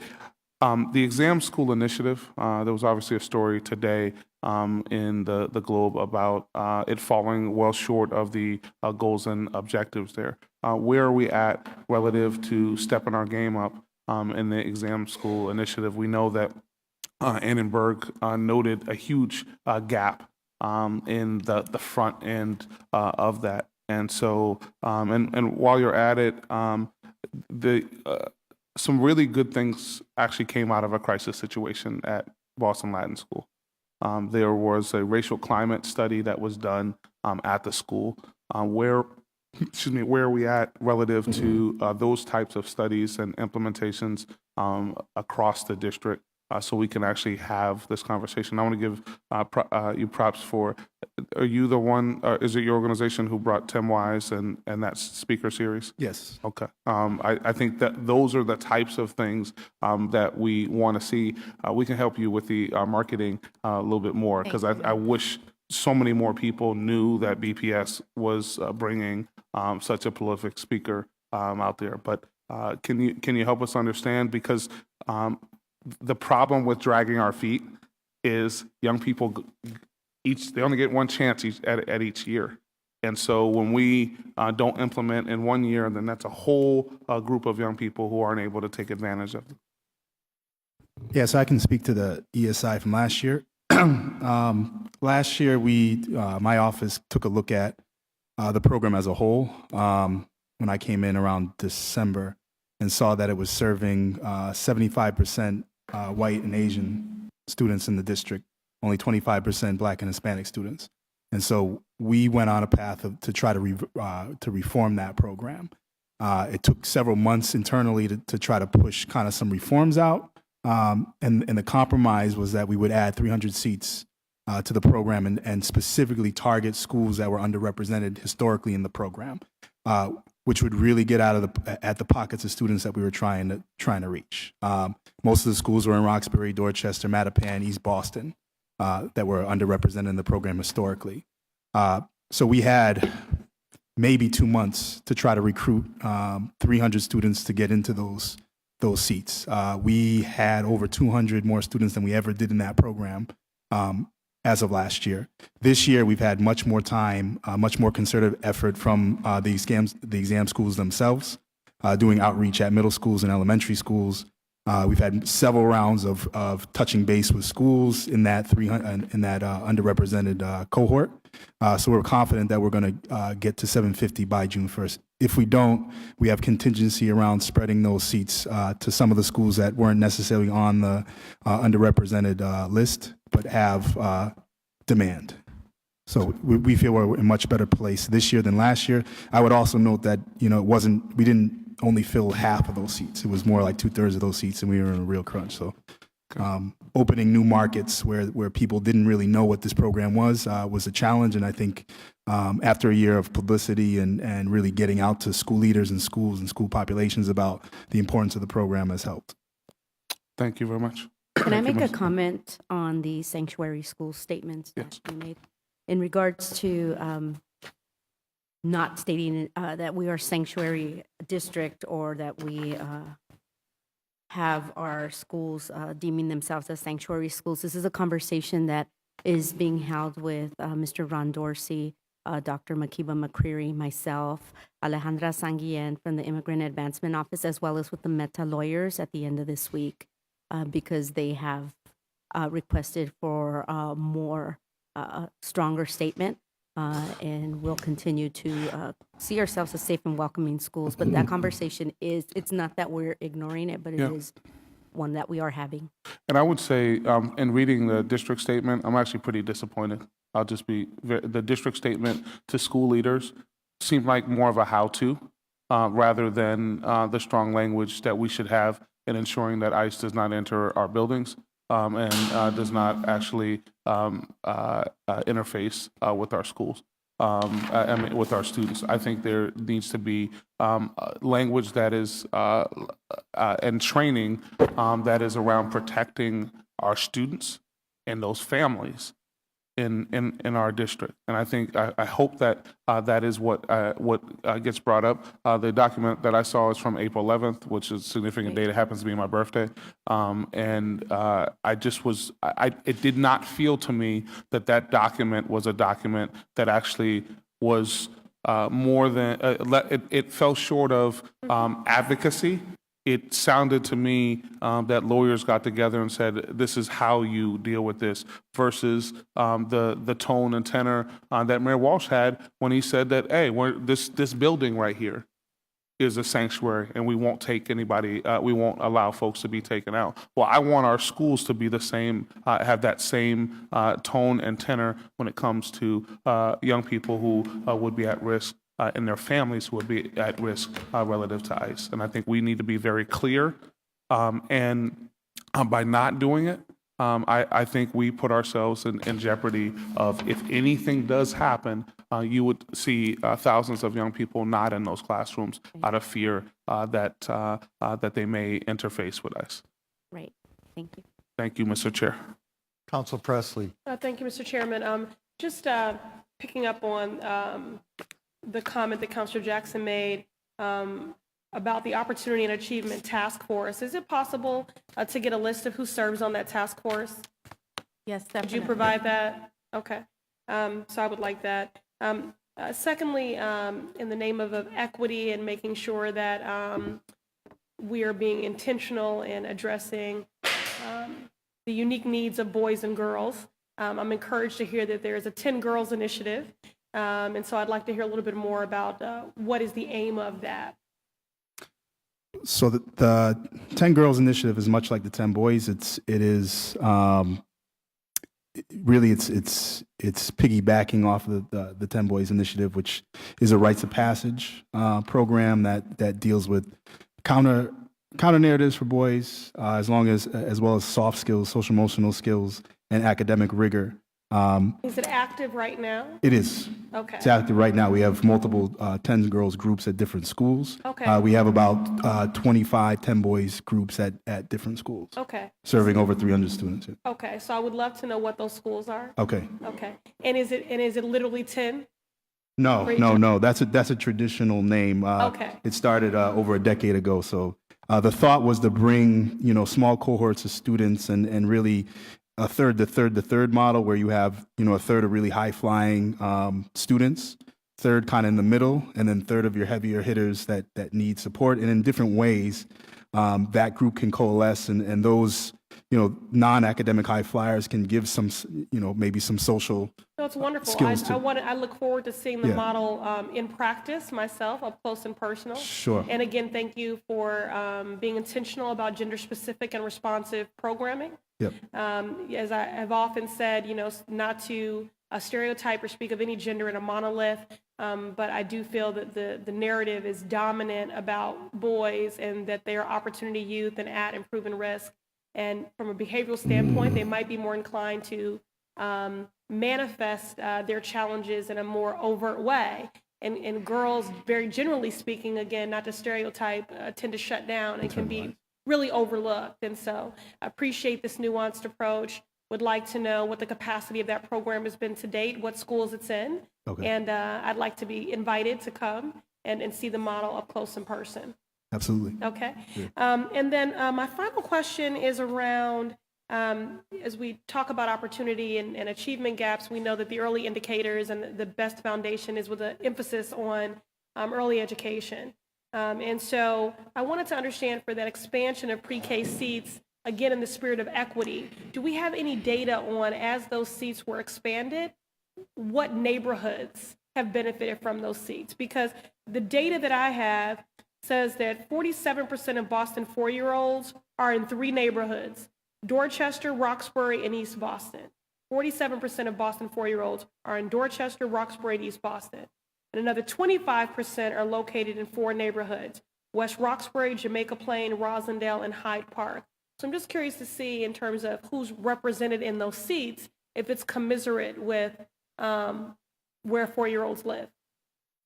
So what we specifically looked when we looked at expanding our seats this school year for the following school year and make sure that did we follow this equity lens? And so we can definitely break down where these schools, give you more specific data on where those schools were open. One of the things that we found were in some of the communities where we want to expand more seats, it also became the issue of capacity.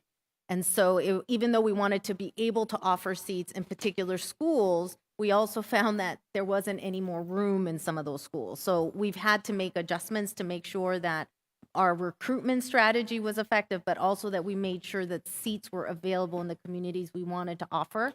So for example, we were able to identify in East Boston, where we have a big Latino community, that we needed to expand more seats. And so we were able to expand more seats there. But there were also certain communities like in Mattapan and Roxbury where we wanted to continue to expand seats and found some barriers around space.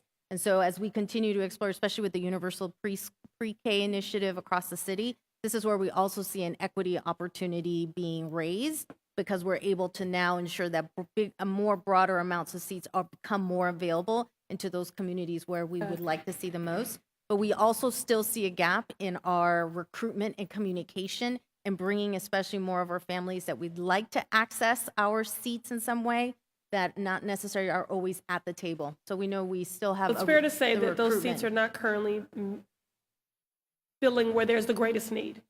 Not necessarily, because not of strategy, but of space. And so we had to make an adjustment as we looked at it this year of not just saying, can we offer more seats across Boston? That we needed to make sure that in our, for example, our Build BPS process, and where we're looking at where do we change some reconfigurations because of community and school needs, school community needs, that we keep in mind that we need to broaden more seats and make those become more available. I don't know, Colin, if you had anything else to Yeah, add so on that end. like I said before, as part of the implementation process of the Opportunity Achievement Gap policy, I've gotten a chance to work with almost every office. And so Jason Sachs, who's the director of Early Child, and I have sat down a few times. And there are schools, in Grove Hall and Dorchester that are under enrolled when you look at their pre-K. And when you start looking at some of the conditions in which they would be fully enrolled and some of the strategies that we need to do as a district to encourage parents and communities to use those seats, it could be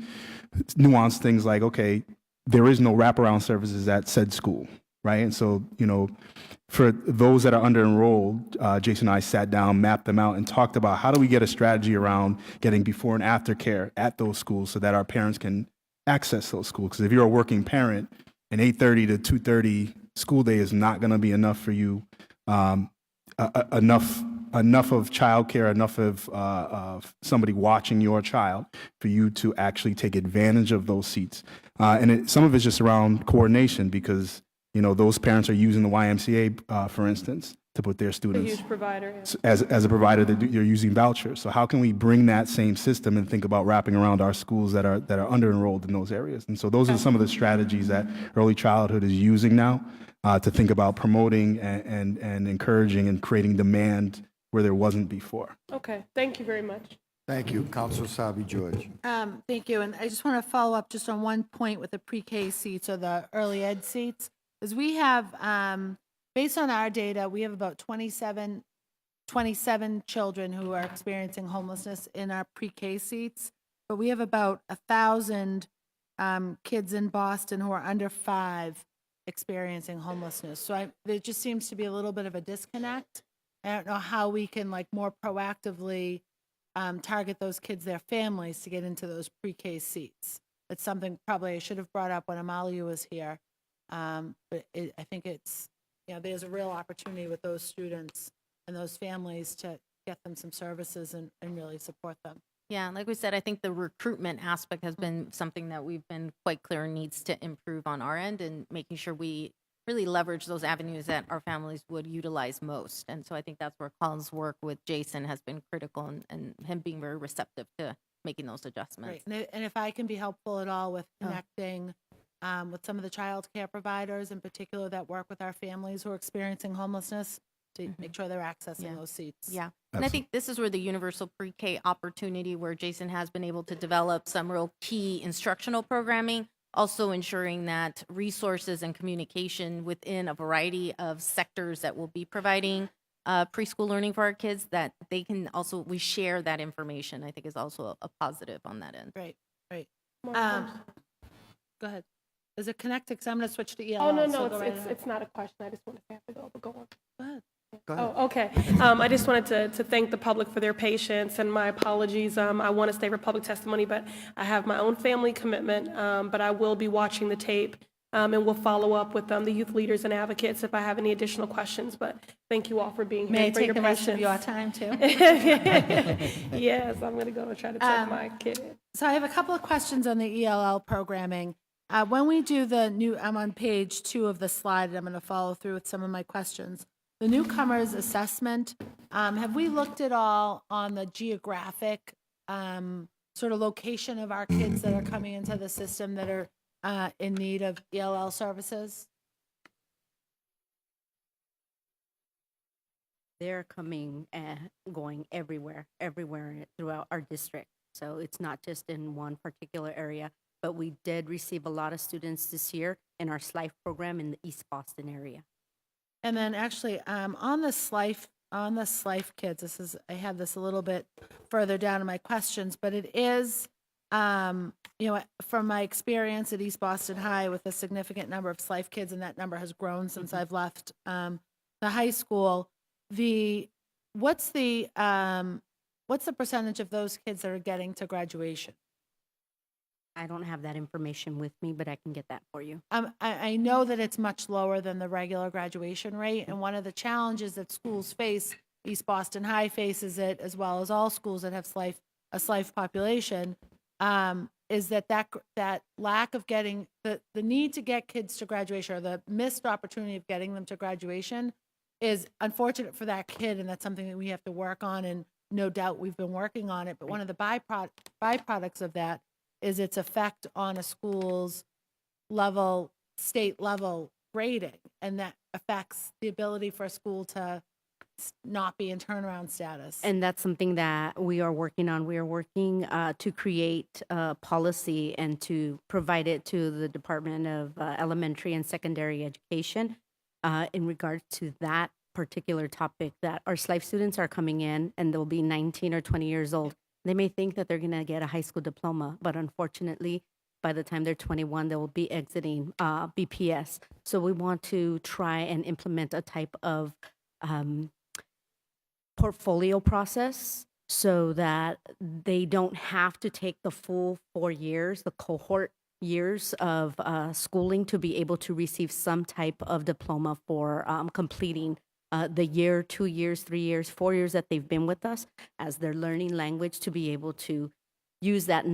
It won't be an actual high school diploma, but it'll be a completion degree from Boston Public Schools. So that's something that's in the works right now, because of the same issue of them being calculated within that 4-year cohort. It does put a strain on the schools, and we're starting to work with the schools to see how we can best support them on that.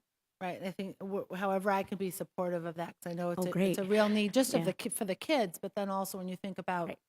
the pressure it puts on the school community from a sort of a great outside grading, piece. And you had mentioned on slide 4 that the state has changed some of its testing requirements as it comes to the assessment piece. Can you just speak a little bit to that? It's actually the state and the DOJ, and it was under the DOJ agreement. So what they wanted was for K-1 students to be able to be assessed later in the year. So at one point, our K-1 students were tested for fluency, for English language fluency, at the beginning of the school year. Then it moved where it was in December, and we were giving them an ELD level in December for September of the following year. And so what we did is we abided by the DOJ agreement this year, and DOJ and DESE basically told us we needed to get this done, and we got it done. And do we see a difference then in under the previous method of doing it at the beginning of the year, kids, I would assume, were graded at a much lower level, or at a higher level, and move their way down? Do we see a significant change in? We haven't received those results yet. We'll So is receive this them the in. first school year This that is we've the done first it? school year that we're All doing right. it. So, I yes. mean, I would anticipate that we are, especially when we talk about a younger population. Is that just with kindergarten kids? It was K-1. Just K-1? Older grades we're still using as soon as they arrive or present themselves to the district, we're evaluating So this them? is the yearly access test, and so the access test is taken in January for all other students. But because there were so many students coming in K-1, either they were in our schools for K-1 or they were coming in to register, and so we had to push that date to March 1st. So anything after March 1st, we were able to test the K-1 students. All other students still receive their testing in January, and we receive their results in June. But that's the annual assessment. So a newcomer to the United States and to the district, when are they assessed? Older children? As soon as they register. As soon as they register. And what's the typical timeline to get that arrest? Is that still WIDA, that They the take assessment happens, or It's is it different for new? initial screeners. For K0, it's the pre-IPT. For K1, it's the KWAPT. And that's in school or at NACC, or the KWAPT at NACC, grades 1 through 12. It's the lost links. What's the typical turnaround for that assessment? I mean, with the IEP, we've got the 5 school days for notification, 30 days for assessment. For a new student coming in to register, it could be between 2 or 3 days up until 10 days Okay. We try not to hit, we have a window of 20 days, but we try to get our students into Great. school as So fast 20 as days is the possible. requirement. And they can't attend school until that's done? Yes. All right, and then some questions around, and this really comes from Mattapan, adding the new Mattapan Early Ed School, early elementary school, adding the Haitian Creole immersion program. Will we, so I find with some of the immersion programs or any of the language opportunities that we offer our students, I want to applaud that because I think it's great to expose kids to language programs. But are we able as a district to commit to those language programs for the long term to create some true fluency? So as a kid goes from K0, K1, K2 up through high school, the only way to have true fluency is to continue one's education with that immersion. Do we do that? Are we looking to, I would say we don't do it. Are we looking to do that and really explore that? And we are working on that actually in order for us to be able to implement this classroom at the Mattapan Early Ed Center. OELL had to present this to the executive cabinet along with a budget to show that we will be able to support this process throughout. So right now it's starting at the Mattapan Early Ed Center. We're hoping to, if we don't increase the grades there, to move it to the Taylor for their second grade and move it through on. And then make sure that we have a pathway for middle school and for high school, just as we do right now. And unfortunately, we only have it at the Margarita Muniz, but start opening different pathways for the different languages as we would like to eventually open more dual language programs in the future, meeting the needs of other languages like Vietnamese, Chinese, Somali, so on and so forth. And then just as part of the general language curriculum, that if we're offering an AWC or EFA classrooms, any languages, that we continue to offer those opportunities for students as they, move up their academic careers, that they continue to have an opportunity to learn Chinese or Spanish or French or, whatever the language might be. Yes. In addition to this. And we've also provided language dictionaries so that our students are able to take the exams. Last year was the first year that we had a high group of EL students taking the exam for the exam schools. So we're hoping to get more students this year. What was the percentage? I don't have that with me, but I'll be Yeah, able I'd to be get that curious, for you. and I think it lends itself to Dr. Yeah. Rose's work on the turnout, because the more opportunities we give these students to take the test, the better our numbers are going to be, and I know that's a desired outcome, but the better it is for the kid to have, additional opportunities for 7 to 12 school. I'll give you that information by language. Beautiful, thank you very much. You're welcome. And that's all I have for ELL. Thank you. You ready? Okay, good. You want to come back to me? I have a few on Okay. the Yeah, next, okay. if that's okay for Yep. Dr. Rose. Thank you. Oh, but, so I have a couple questions on Excellence for All in particular. What are the supports that we're offering teachers, Dr. Rose? What are the supports we're offering them on this curriculum? Because it's a very specific curriculum around AWC or advanced work. And as we grow Excellence for All, how are we supporting that curriculum or those teachers in those classrooms?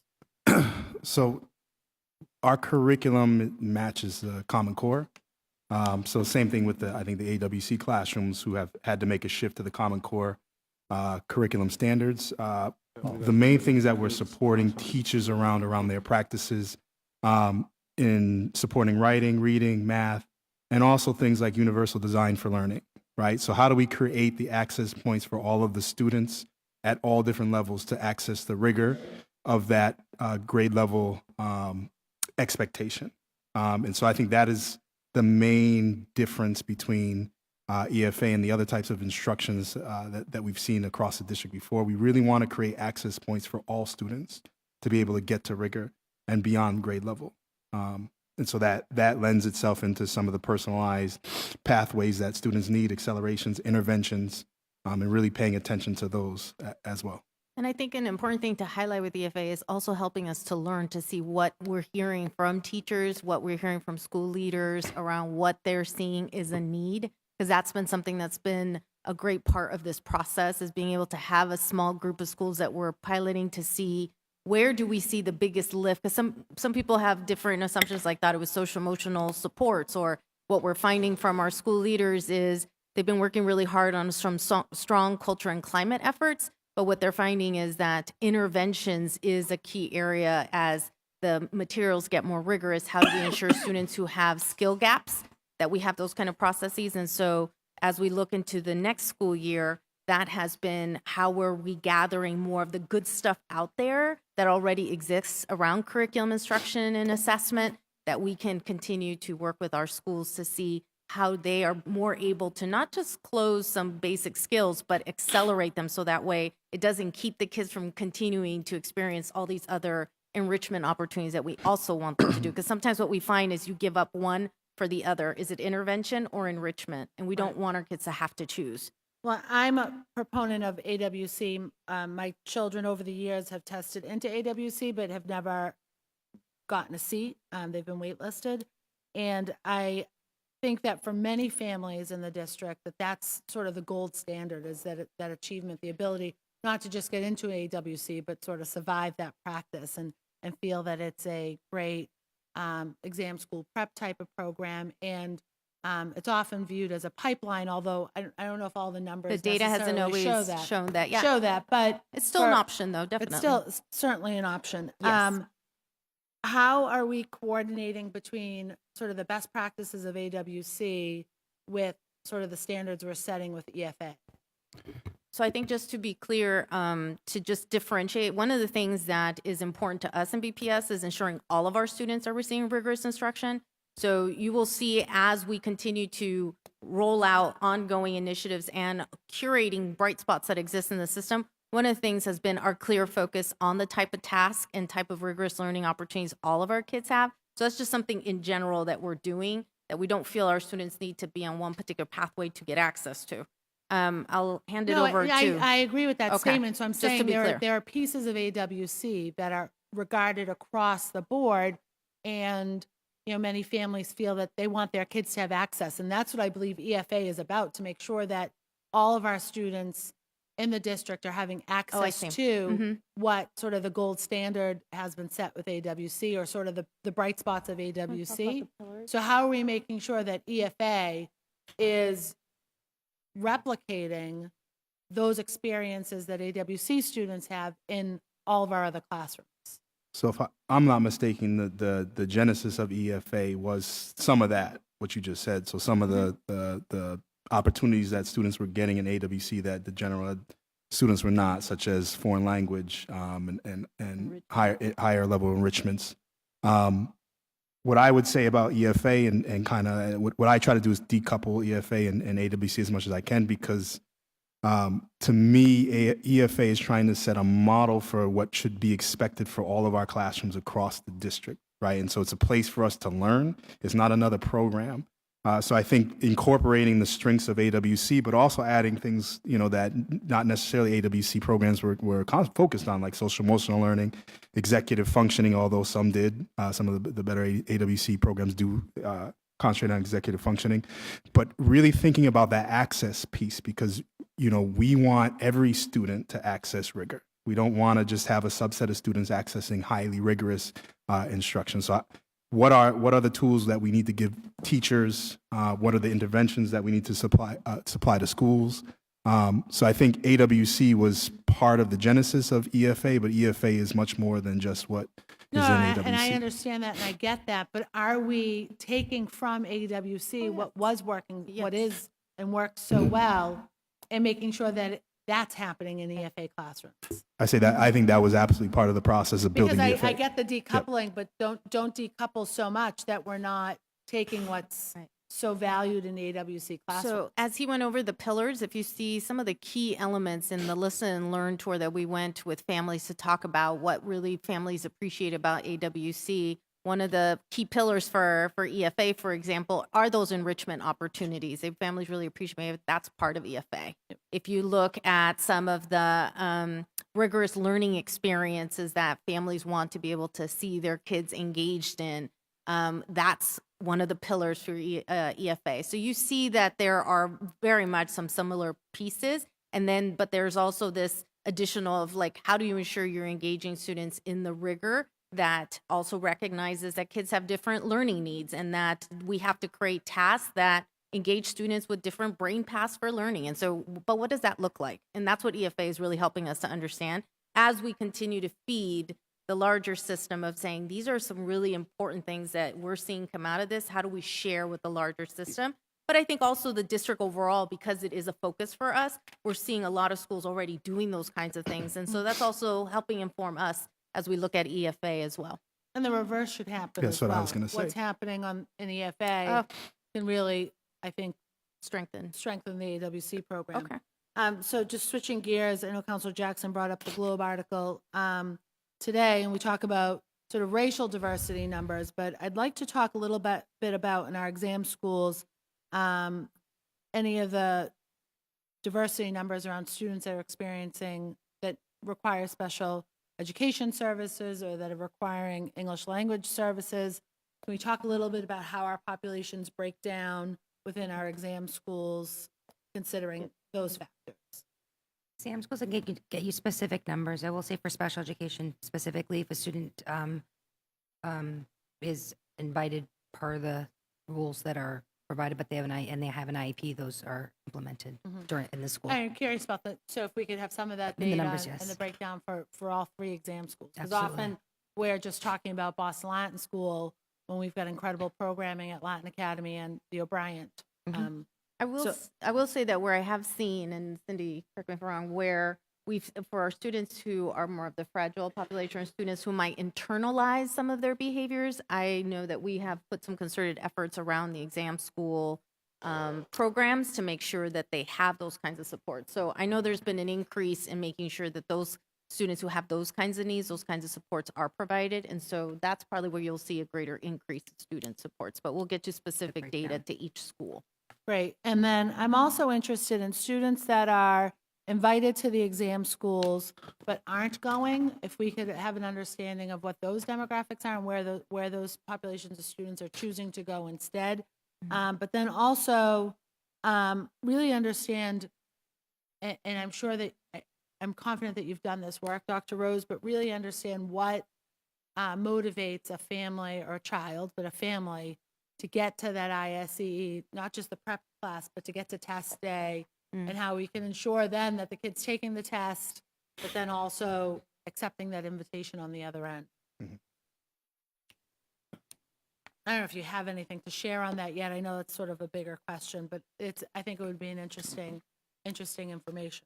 So we have started examining what are some of the pathways or what may be some of the barriers that might keep families from being able to either be aware that this process exists and what the process actually is. So there's definitely a reflection on like, where do we need to improve our communication on that? But I think it's also understanding some additional barriers. And so we continue to reflect. I think there's some real clear data that came out of the Annenberg report and then other recent reports that helps us to start diving into what are some of the reasons to that. I think we're also want to ensure that as a school district, we're offering a continuum of high school options. And so what you'll see is we have some really strong admission schools too that our families are choosing to go to because offer particular pathways. As part of our high school redesign work, we want to continue to increase these kinds of, career and technical pathways that our families, whether they're college bound or vocational bound, that they see these different options. And so that might be also a way to begin that families might make other choices or students will make other choices. But I think it's something that as we look more into some of the reasoning, which is part of probably what's informed Dr. Rose in the summer programming for test prep, in their design of reaching directly families, transportation, the day when those is being offered. So it might be helpful to highlight what could inform the larger decision around exam school. Yeah, I would piggyback off that and talk about barriers and making sure that, I think this year we've talked to enrollment around even those students within the ESI program getting pre-registered to take the exam, so it's not this back and forth between the family, the school. So Which is a horrifying process. Yes. I just want to, I went through it last year and I'll go through it this year with my 3 coming up. Yep. It's a horrifying process from Yep. start to finish. the amount of hands a piece of paper needs to cross. So things like that, examining as a district, how do we take down the barriers to actually getting to the test, I think is something that we continue to look at. Yep. And then my last question is about, I've heard a number of complaints, most recently through the Matter Hunt on translation services. Just generally, they're not great. Francis can Okay. speak to the interpretation aspect. So what we have done, because we were getting that information through our quality assurance process in BPS, we were, per the DOJ agreement and the agreement that we made with them in opening translation interpretation, was that we were going to have state vendors, only state vendors, to make sure that we were getting the quality, that we were getting all the services that we needed. We found that several of the contractors on the state vendors list were not able to provide the type of quality that our parents need. So what we did is we went back and proposed to the DOJ that we wanted to use our local vendors that we had used in the past. And so we put a system in place where they would take a course, an online course, to deem themselves proficient, as well as to give us their resume when they've translated or interpreted. The staff here gave them, the staff in BPS gave them training on special education terms, as well as an equity training. So when they met that criteria, they were able to sign up to be a vendor. Or if they're already a vendor, they could reapply. And their process will go through a lot faster. Right now, we have over 50 brand-new local vendors that are serving BPS. And when you say local, local, you like mean, they live here in Boston, Okay. and we can call them same day or night before and say, be at Mattapan, be at the Edison, and because so. we've heard with, especially with the Matter Hunt, the changes happening over there and the large Haitian Creole speaking population, that Right. it appeared that a lot of the mailings and information that was shared in in Creole Mhm. was, it was almost like it was done on a Google, one of those Google Translate. services, like you take the English, you cut and paste it into a document, and Right. it translates it for you. That is not the quality we want. to Right. have. And it And- was, and we heard a lot of that. And considering the sensitive experience that those families were going through, to then, communicate with them poorly. Right, and a part of that, I don't want to play a blame game, but a part No. of that is making sure that the school uses our services, that Right, all schools okay. use our No, services. but that's important. And there's a process, and so we're putting it out there how you go online to do that process. It's under a program called VOCI. And so I think people are barely starting to understand that they have to go through the process, they have to go online and make the requests. So they're not asking somebody, from the school site or somebody that they know to actually translate the document, but that it comes straight to BPS so that we can provide them with the best service. That'd be great. Thank you. I appreciate that. And I think that those concerns in particular will continue as our population changes and Yeah. new Right. languages. So Yes. I'm sure that our Arabic is We not have up nine. to. Yeah, we have nine Right. different languages that are spoken. I mean, I think that is the We richness. only have 9? I think we're Those are our 5. major languages that we major have. Yeah, languages. major We've got- languages. We have over. Right. Over 70 for our ELs and over 85 for our entire BPS And if we want to be a population. welcoming school Of course. community, we have to be able to communicate. This is those where languages. BPS has put a deep investment in funds to be able to ensure the translation unit has received how much additional from last year into this Over year? $2 million.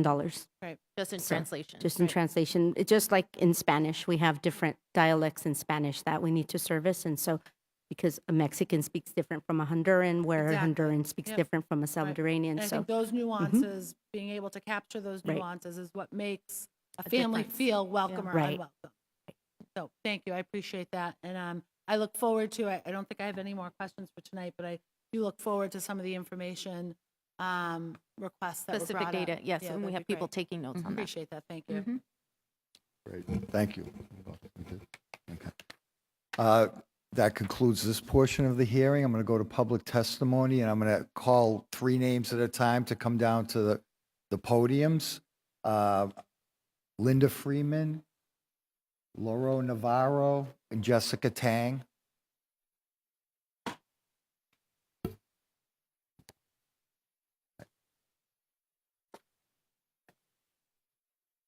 Come down, Jessica.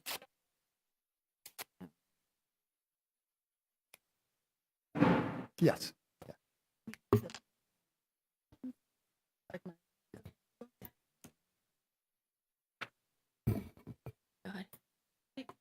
All Yeah, right, go I'm going to ahead. go ahead. So, good evening. My name is Jessica Tang. I'm the organizing director at the Boston Teachers Union.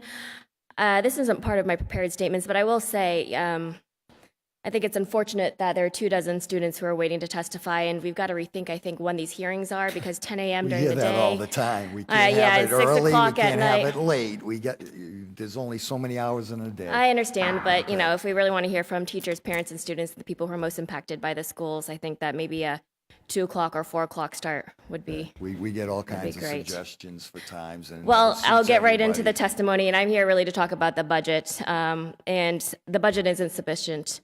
Every year there is a cut. Students are losing services, opportunities that have real life consequences. I always think about the student who last year was applying to college and was really upset when she realized she needed 4 years of a foreign language to apply to college, and the language classes at her school were cut, and she did not have 4 years of a foreign language even as an opportunity to take if she had wanted to. These real life examples of how these cuts are hurting students are what brings me here tonight as well. We need to find new revenue. Every year we have these cuts. We're creating a vicious cycle where schools are losing staffing and courses, and families stop picking these schools, and then because they have lowered enrollment, they get even less money, and it's a vicious cycle. As Beam and Quest and other groups have shared, the cuts are also hurting the most vulnerable populations. They should be getting more, not less, or the district is feeding into this cycle. We need to see more efforts from the city and the district to get ahead of the funding deficits, to find revenue so that students can spend their time learning instead of being here tonight to advocate for the funds they and their peers deserve for a high-quality public education experience. And these budget cuts have real consequences, and the budget should not be balanced on the backs of students and teachers. Recently, the district shared that displaced teachers, experienced veteran teachers who have been rated proficient and exemplary their whole careers are to be blamed for the $34 million costs. I'm here to let you all know that this is misleading at best and straight up a lie at worst. Or someone maybe needs some math lessons. Our best guess on how the district came up with this number was maybe by multiplying the number of displaced teachers at its highest point each year and then multiplying that by the highest salary over the last 4 years. But this is just wrong because most of these teachers do find placements over the summer and in the fall.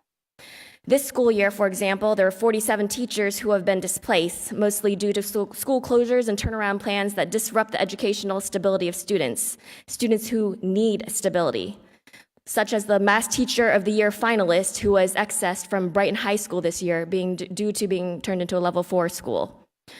The district could have saved $5 million this past year by placing these teachers in positions. It is impossible that it would have added up to $34 million over 4 years, especially when there was supposed to be $25 million that was raised by foundations like the Boston Foundation and the Bank of America and other philanthropy efforts. And the list, there's something wrong with the list. I was surprised to see my own name on this year's list, along with other BTU staff members. There are serious inaccuracies, and this misinformation needs to be corrected. We have to name what is really happening here. It is not about bad teachers wasting district funds. This is about discriminating against proficient and exemplary experienced teachers because it is cheaper to hire a new teacher.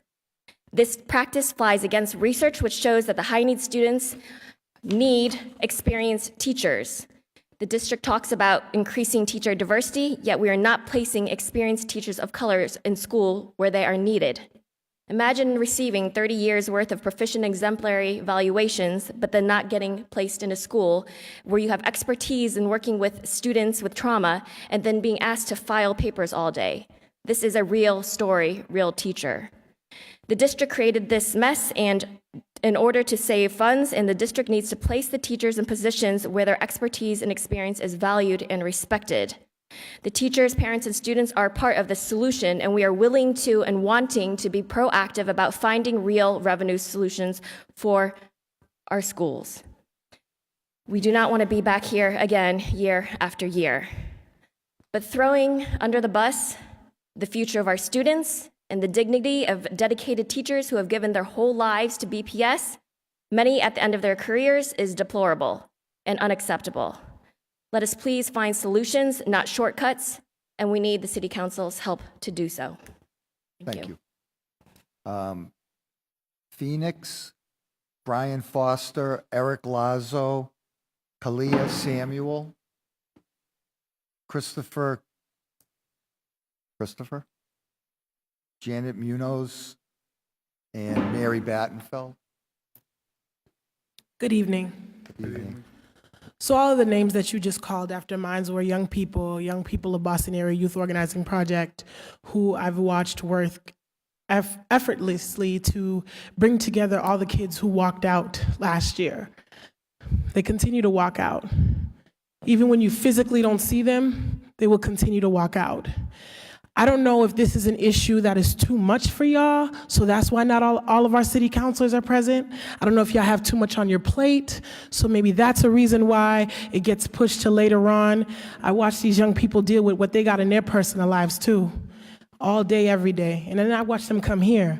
Hell, I was dealing with a family that had their house burned down, but they still were able to do that, go to school, and come here and sit there and feel like they don't matter when they're the main reason why all of us are here right now. Continuously, there's a pot of money that we keep acting like is not there.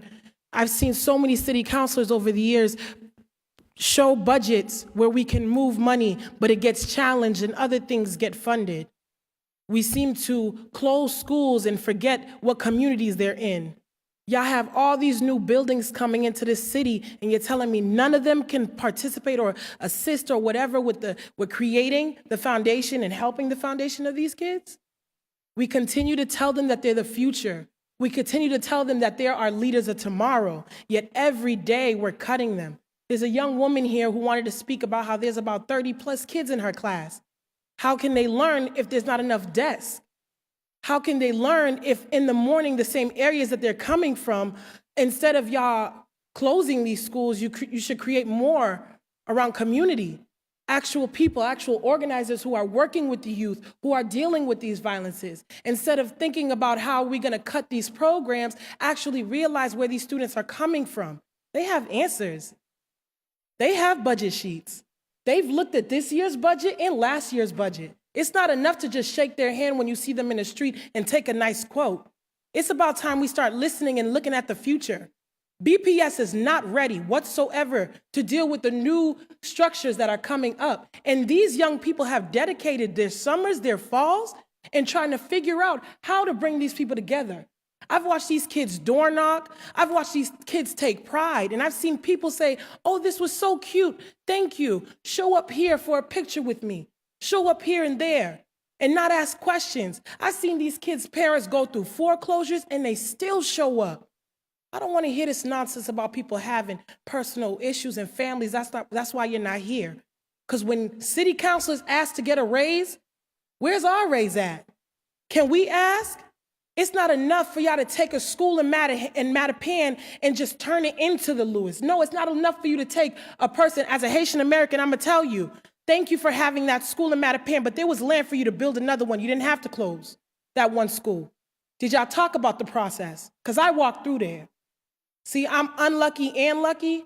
I don't have a job right now, but one of my biggest things was working with parents to just show up where they couldn't show up. And it was a disgrace to see the people who are here for the interim, the people who are supposed to bring these parents in to talk to them. It's not enough to just say this stuff and to be cutting, just cutting and cutting.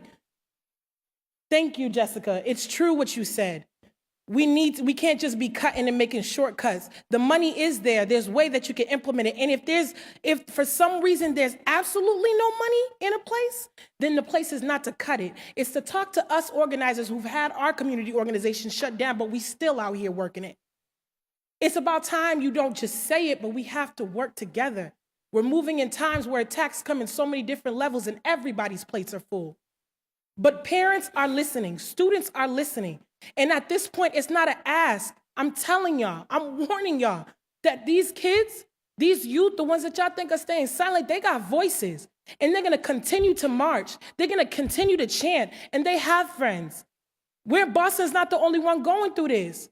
So instead of comparing just violent rates, why not y'all compare with Philly and ask them what we helped with them? Chicago, Baltimore, everybody stands. Right now, this is an issue that's happening globally. So why aren't we connecting with people who are connecting with those people?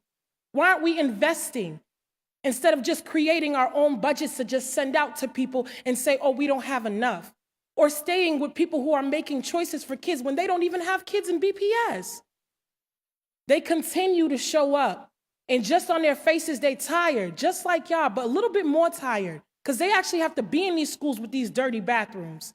They got to be in these schools that don't have supplies. They got to be in these schools that are unsafe. You feel like you got to go through a checkpoint every time you go into a school, or you ain't had no meal at home, and now you waiting to go to lunch, or you staying at lunchtime. Let's really think about this, because it's not just right now. It's for the future, and it's the structure. And if you continue to act like it's not affecting them and continue that, oh, if we just do a little bit and just to get by, then that's all we're gonna be, a just to get by city. And I've seen way too many schools and way too many areas be developed the way that they need to be. I see the development and the investment in all these big buildings. I've seen how long it took them to take down all these nice buildings that we grew up with. All these families, everything is connected with it. So no, please stop with this whole, the budget, the money, because the people see them, they see it, and we have it. So now we're just looking at everybody like, so do you care or what? Thank you. Thank you. Okay. Kristen Johnson, Michael Jones, LaFaith Allen DeLise, Amira Trinity Kelly,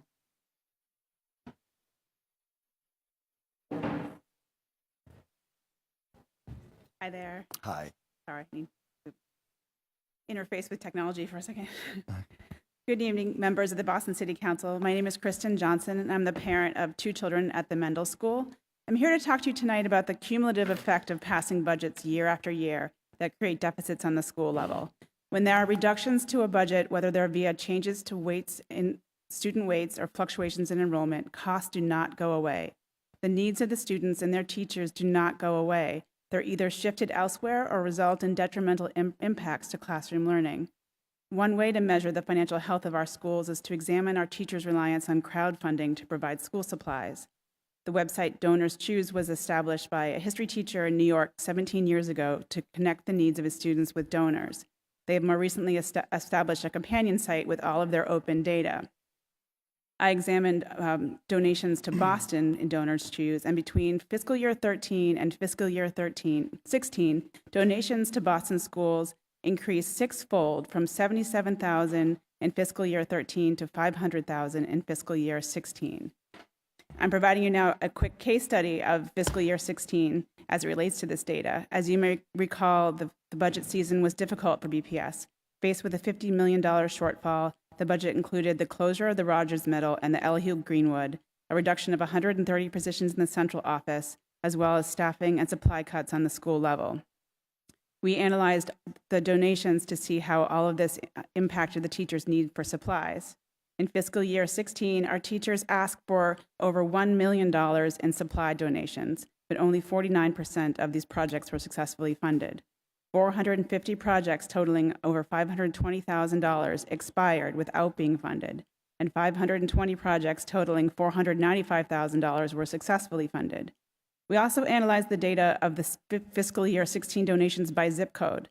Not surprisingly, the highest amounts of Donors Choose donations were collected in affluent zip codes in Boston's downtown, South End, and Back Bay neighborhoods, where students benefited by an average bump in supply spending of $77 to $123 per pupil.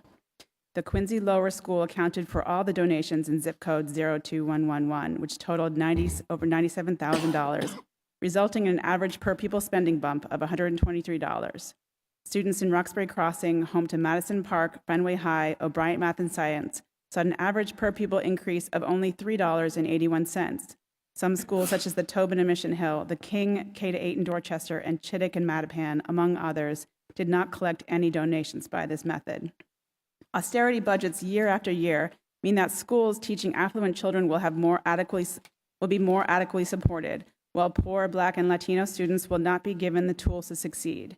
My research has shown that among the 49 schools facing budget reductions this year, 66% have higher concentrations of economically disadvantaged students, 72% have higher numbers of high-need students, 60% have higher numbers of students with disabilities, 42% have higher numbers of English language learners, 46% have higher numbers of first language not English, 54% have a higher number than average of Black students, and 26% have more Latino students.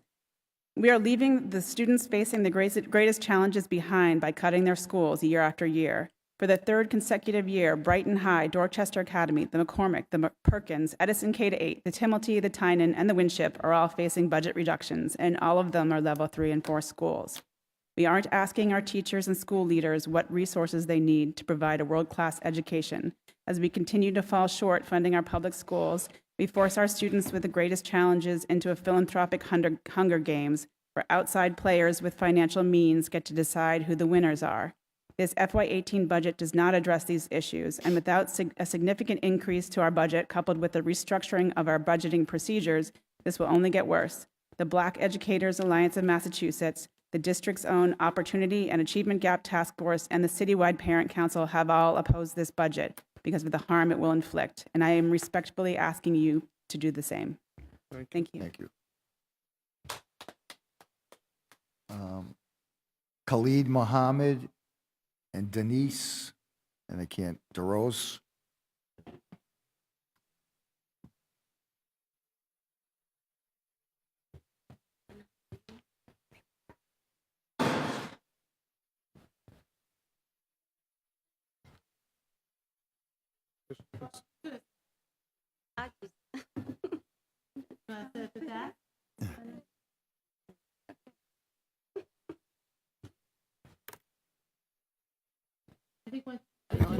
There it is.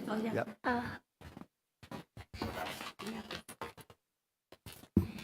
My name is Emily Pedrosa, and I go to the Hurley School. Thank you for the opportunity to raise our concerns about the Boston Public Schools budget. Our community, and especially our parent group, are very concerned about the budget cuts for our children's education, particularly the ESL programs and special education programs. Buenas tardes, estimados consejeros de Boston. Gracias por la oportunidad de exponer nuestras inquietudes sobre el presupuesto de las escuelas públicas. Nuestra comunidad, y en especial el grupo de padres, estamos muy preocupados por los recortes presupuestales para la educación de nuestros hijos y en especial lo concerniente a los programas de inglés como segunda lengua, ESL, y programas de educación especial. In our community at St. Stephen's Youth Programs, which offers after-school and summer academic and enrichment programs, we have poignant stories we want to share with you. The case of a mother who has 2 children in BPS special education programs, and one Down syndrome and the other with spina bifida. In these cases, the merit professional staff to give adequate attention to the children. Teachers and staff have provided an excellent individual education to support their development, which has made an enormous difference in their lives. En nuestra comunidad de San Steve, para programas de jóvenes, donde se imparten programas después de la escuela y programas de verano, tenemos historias conmovedoras, como es el caso de una madre que tiene 2 hijos en programas de educación especial de BPS, uno de ellos con síndrome de Down y el otro con espina dorsal bífida. Casos que ameritan personal profesional para darle la adecuada atención. Tanto los maestros como el personal de la escuela le han proporcionado una educación individual, involucrándose en su desarrollo, lo cual ha hecho gran diferencia en sus vidas. Another story that strikes us is the case of a single mother who was beneficiary of these programs. Her 4-year-old son, an English language learner with autism, entered the Boston Public Schools and received adequate and effective attention from professionals from his type situation. Today, this young man is a professional in the field of engineering. Otra historia que nos llama la atención es el caso de una madre soltera que fue beneficiaria de estos programas desde que su hijo de 4 años con autismo e hispanohablante ingresó a la escuela pública de Boston, recibiendo una adecuada y eficaz atención con los programas y ayudas profesionales para este tipo de casos. Hoy, este joven hoy es un gran profesional en el campo de la ingeniería. As parents and community members, we believe that the new budget destined for BPS would be devastating for our special programs. This would negatively impact students not only academically but psychologically and mentally. These families deserve a decent treatment and equitable education for their children. As these will be the future leaders of this country, therefore, we ask you to reject the budget as it currently is until it includes sufficient funds to give all children equal opportunities. Como padres y miembros de la comunidad, creemos que el nuevo presupuesto destinado para las escuelas públicas de Boston, muchos de nuestros programas especiales se van a ver afectados y sería devastador no solo en el ámbito educativo, sino a nivel psicológico y mental. Estas familias merecen un trato digno y equitativo para que sus hijos, ya que estos serán los futuros líderes del país. Así, pedimos que rechacen el presupuesto como está presentado actualmente, hasta que incluya suficientes fondos para que todos los niños tengan igualdad y las mismas oportunidades. Atentamente, el grupo de padres de San Steven. Rafaela Polanco, Janet Muñoz, Reisa González, Joel Contreras, David Mercado, Glenda Torres, Taisia Fagan, Claritza Rodríguez, Santa Feliz, Mayra Romero, y ya, ¿tú no? y Emily Pedraza. Muchas gracias. Thank you. Gracias. Gracias. Good job.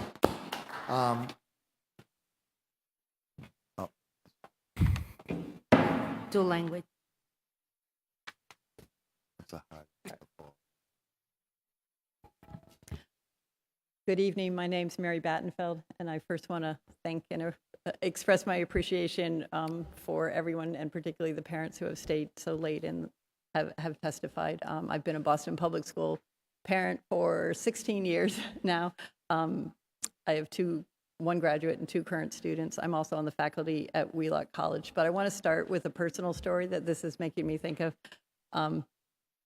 When I was a child one year, we didn't have very many Christmas presents, and the reason we did not was because the money that usually bought our Christmas presents, which was a check from my grandparents, my mother gave to a neighbor who had lost their job. This family had 12 children. We had 6, but they had twice as much as us.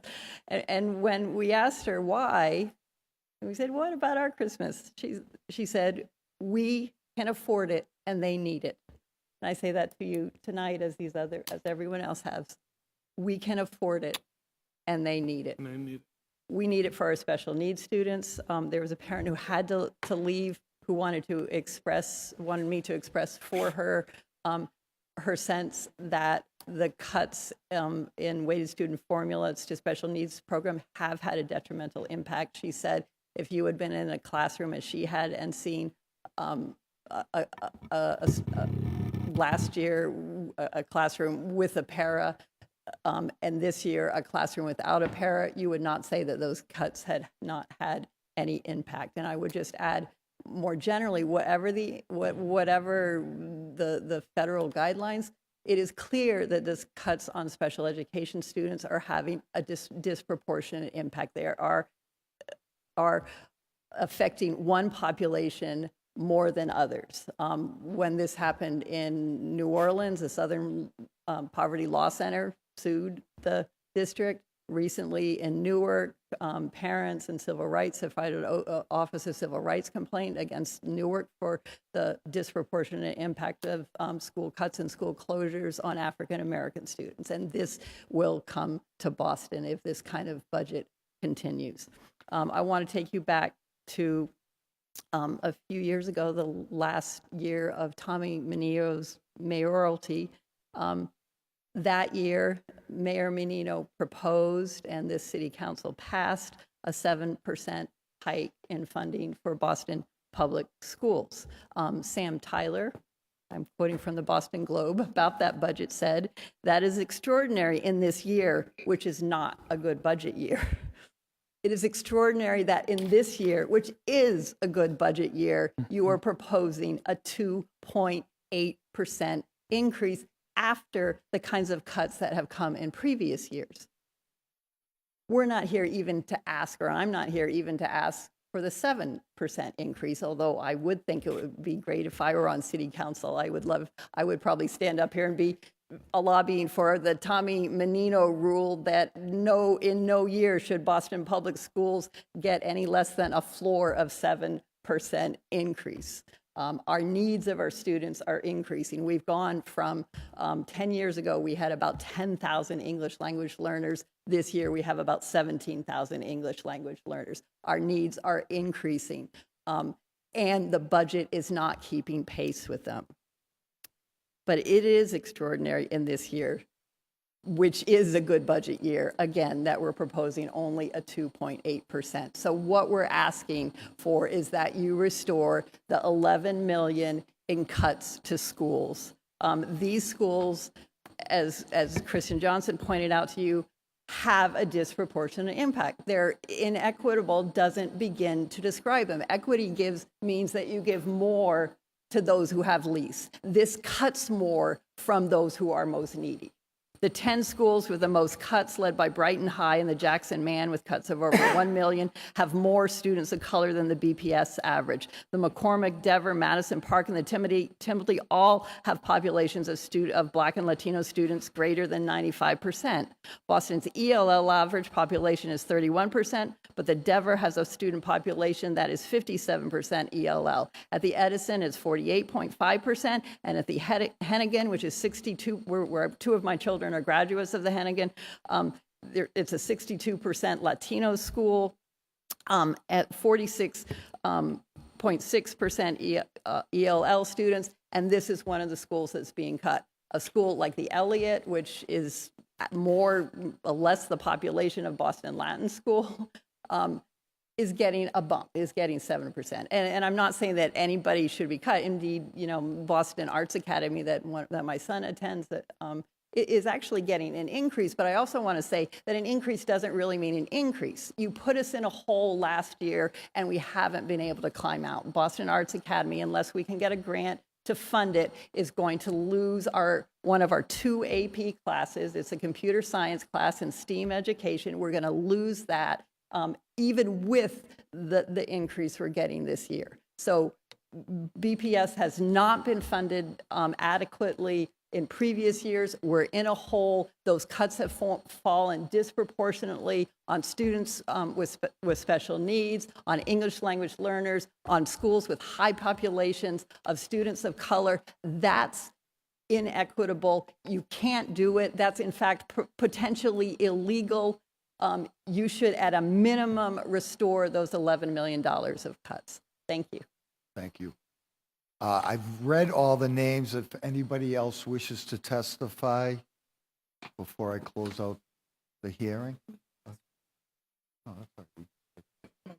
Oh, sure. Yeah, go ahead. I'm going to take liberty to mention we received some online testimony, and I want to make sure that it's mentioned just because it's from a former colleague of mine, Erin Ahern, who's a teacher at East Boston High School. She's submitted testimony, which we have for the record. But I just wanted to say it out loud that we do have it. Thank you, Chairman. Thank you. I want to thank you all, doctors, for your testimony tonight, and we'll continue to work together. Thank you very much. This hearing's adjourned.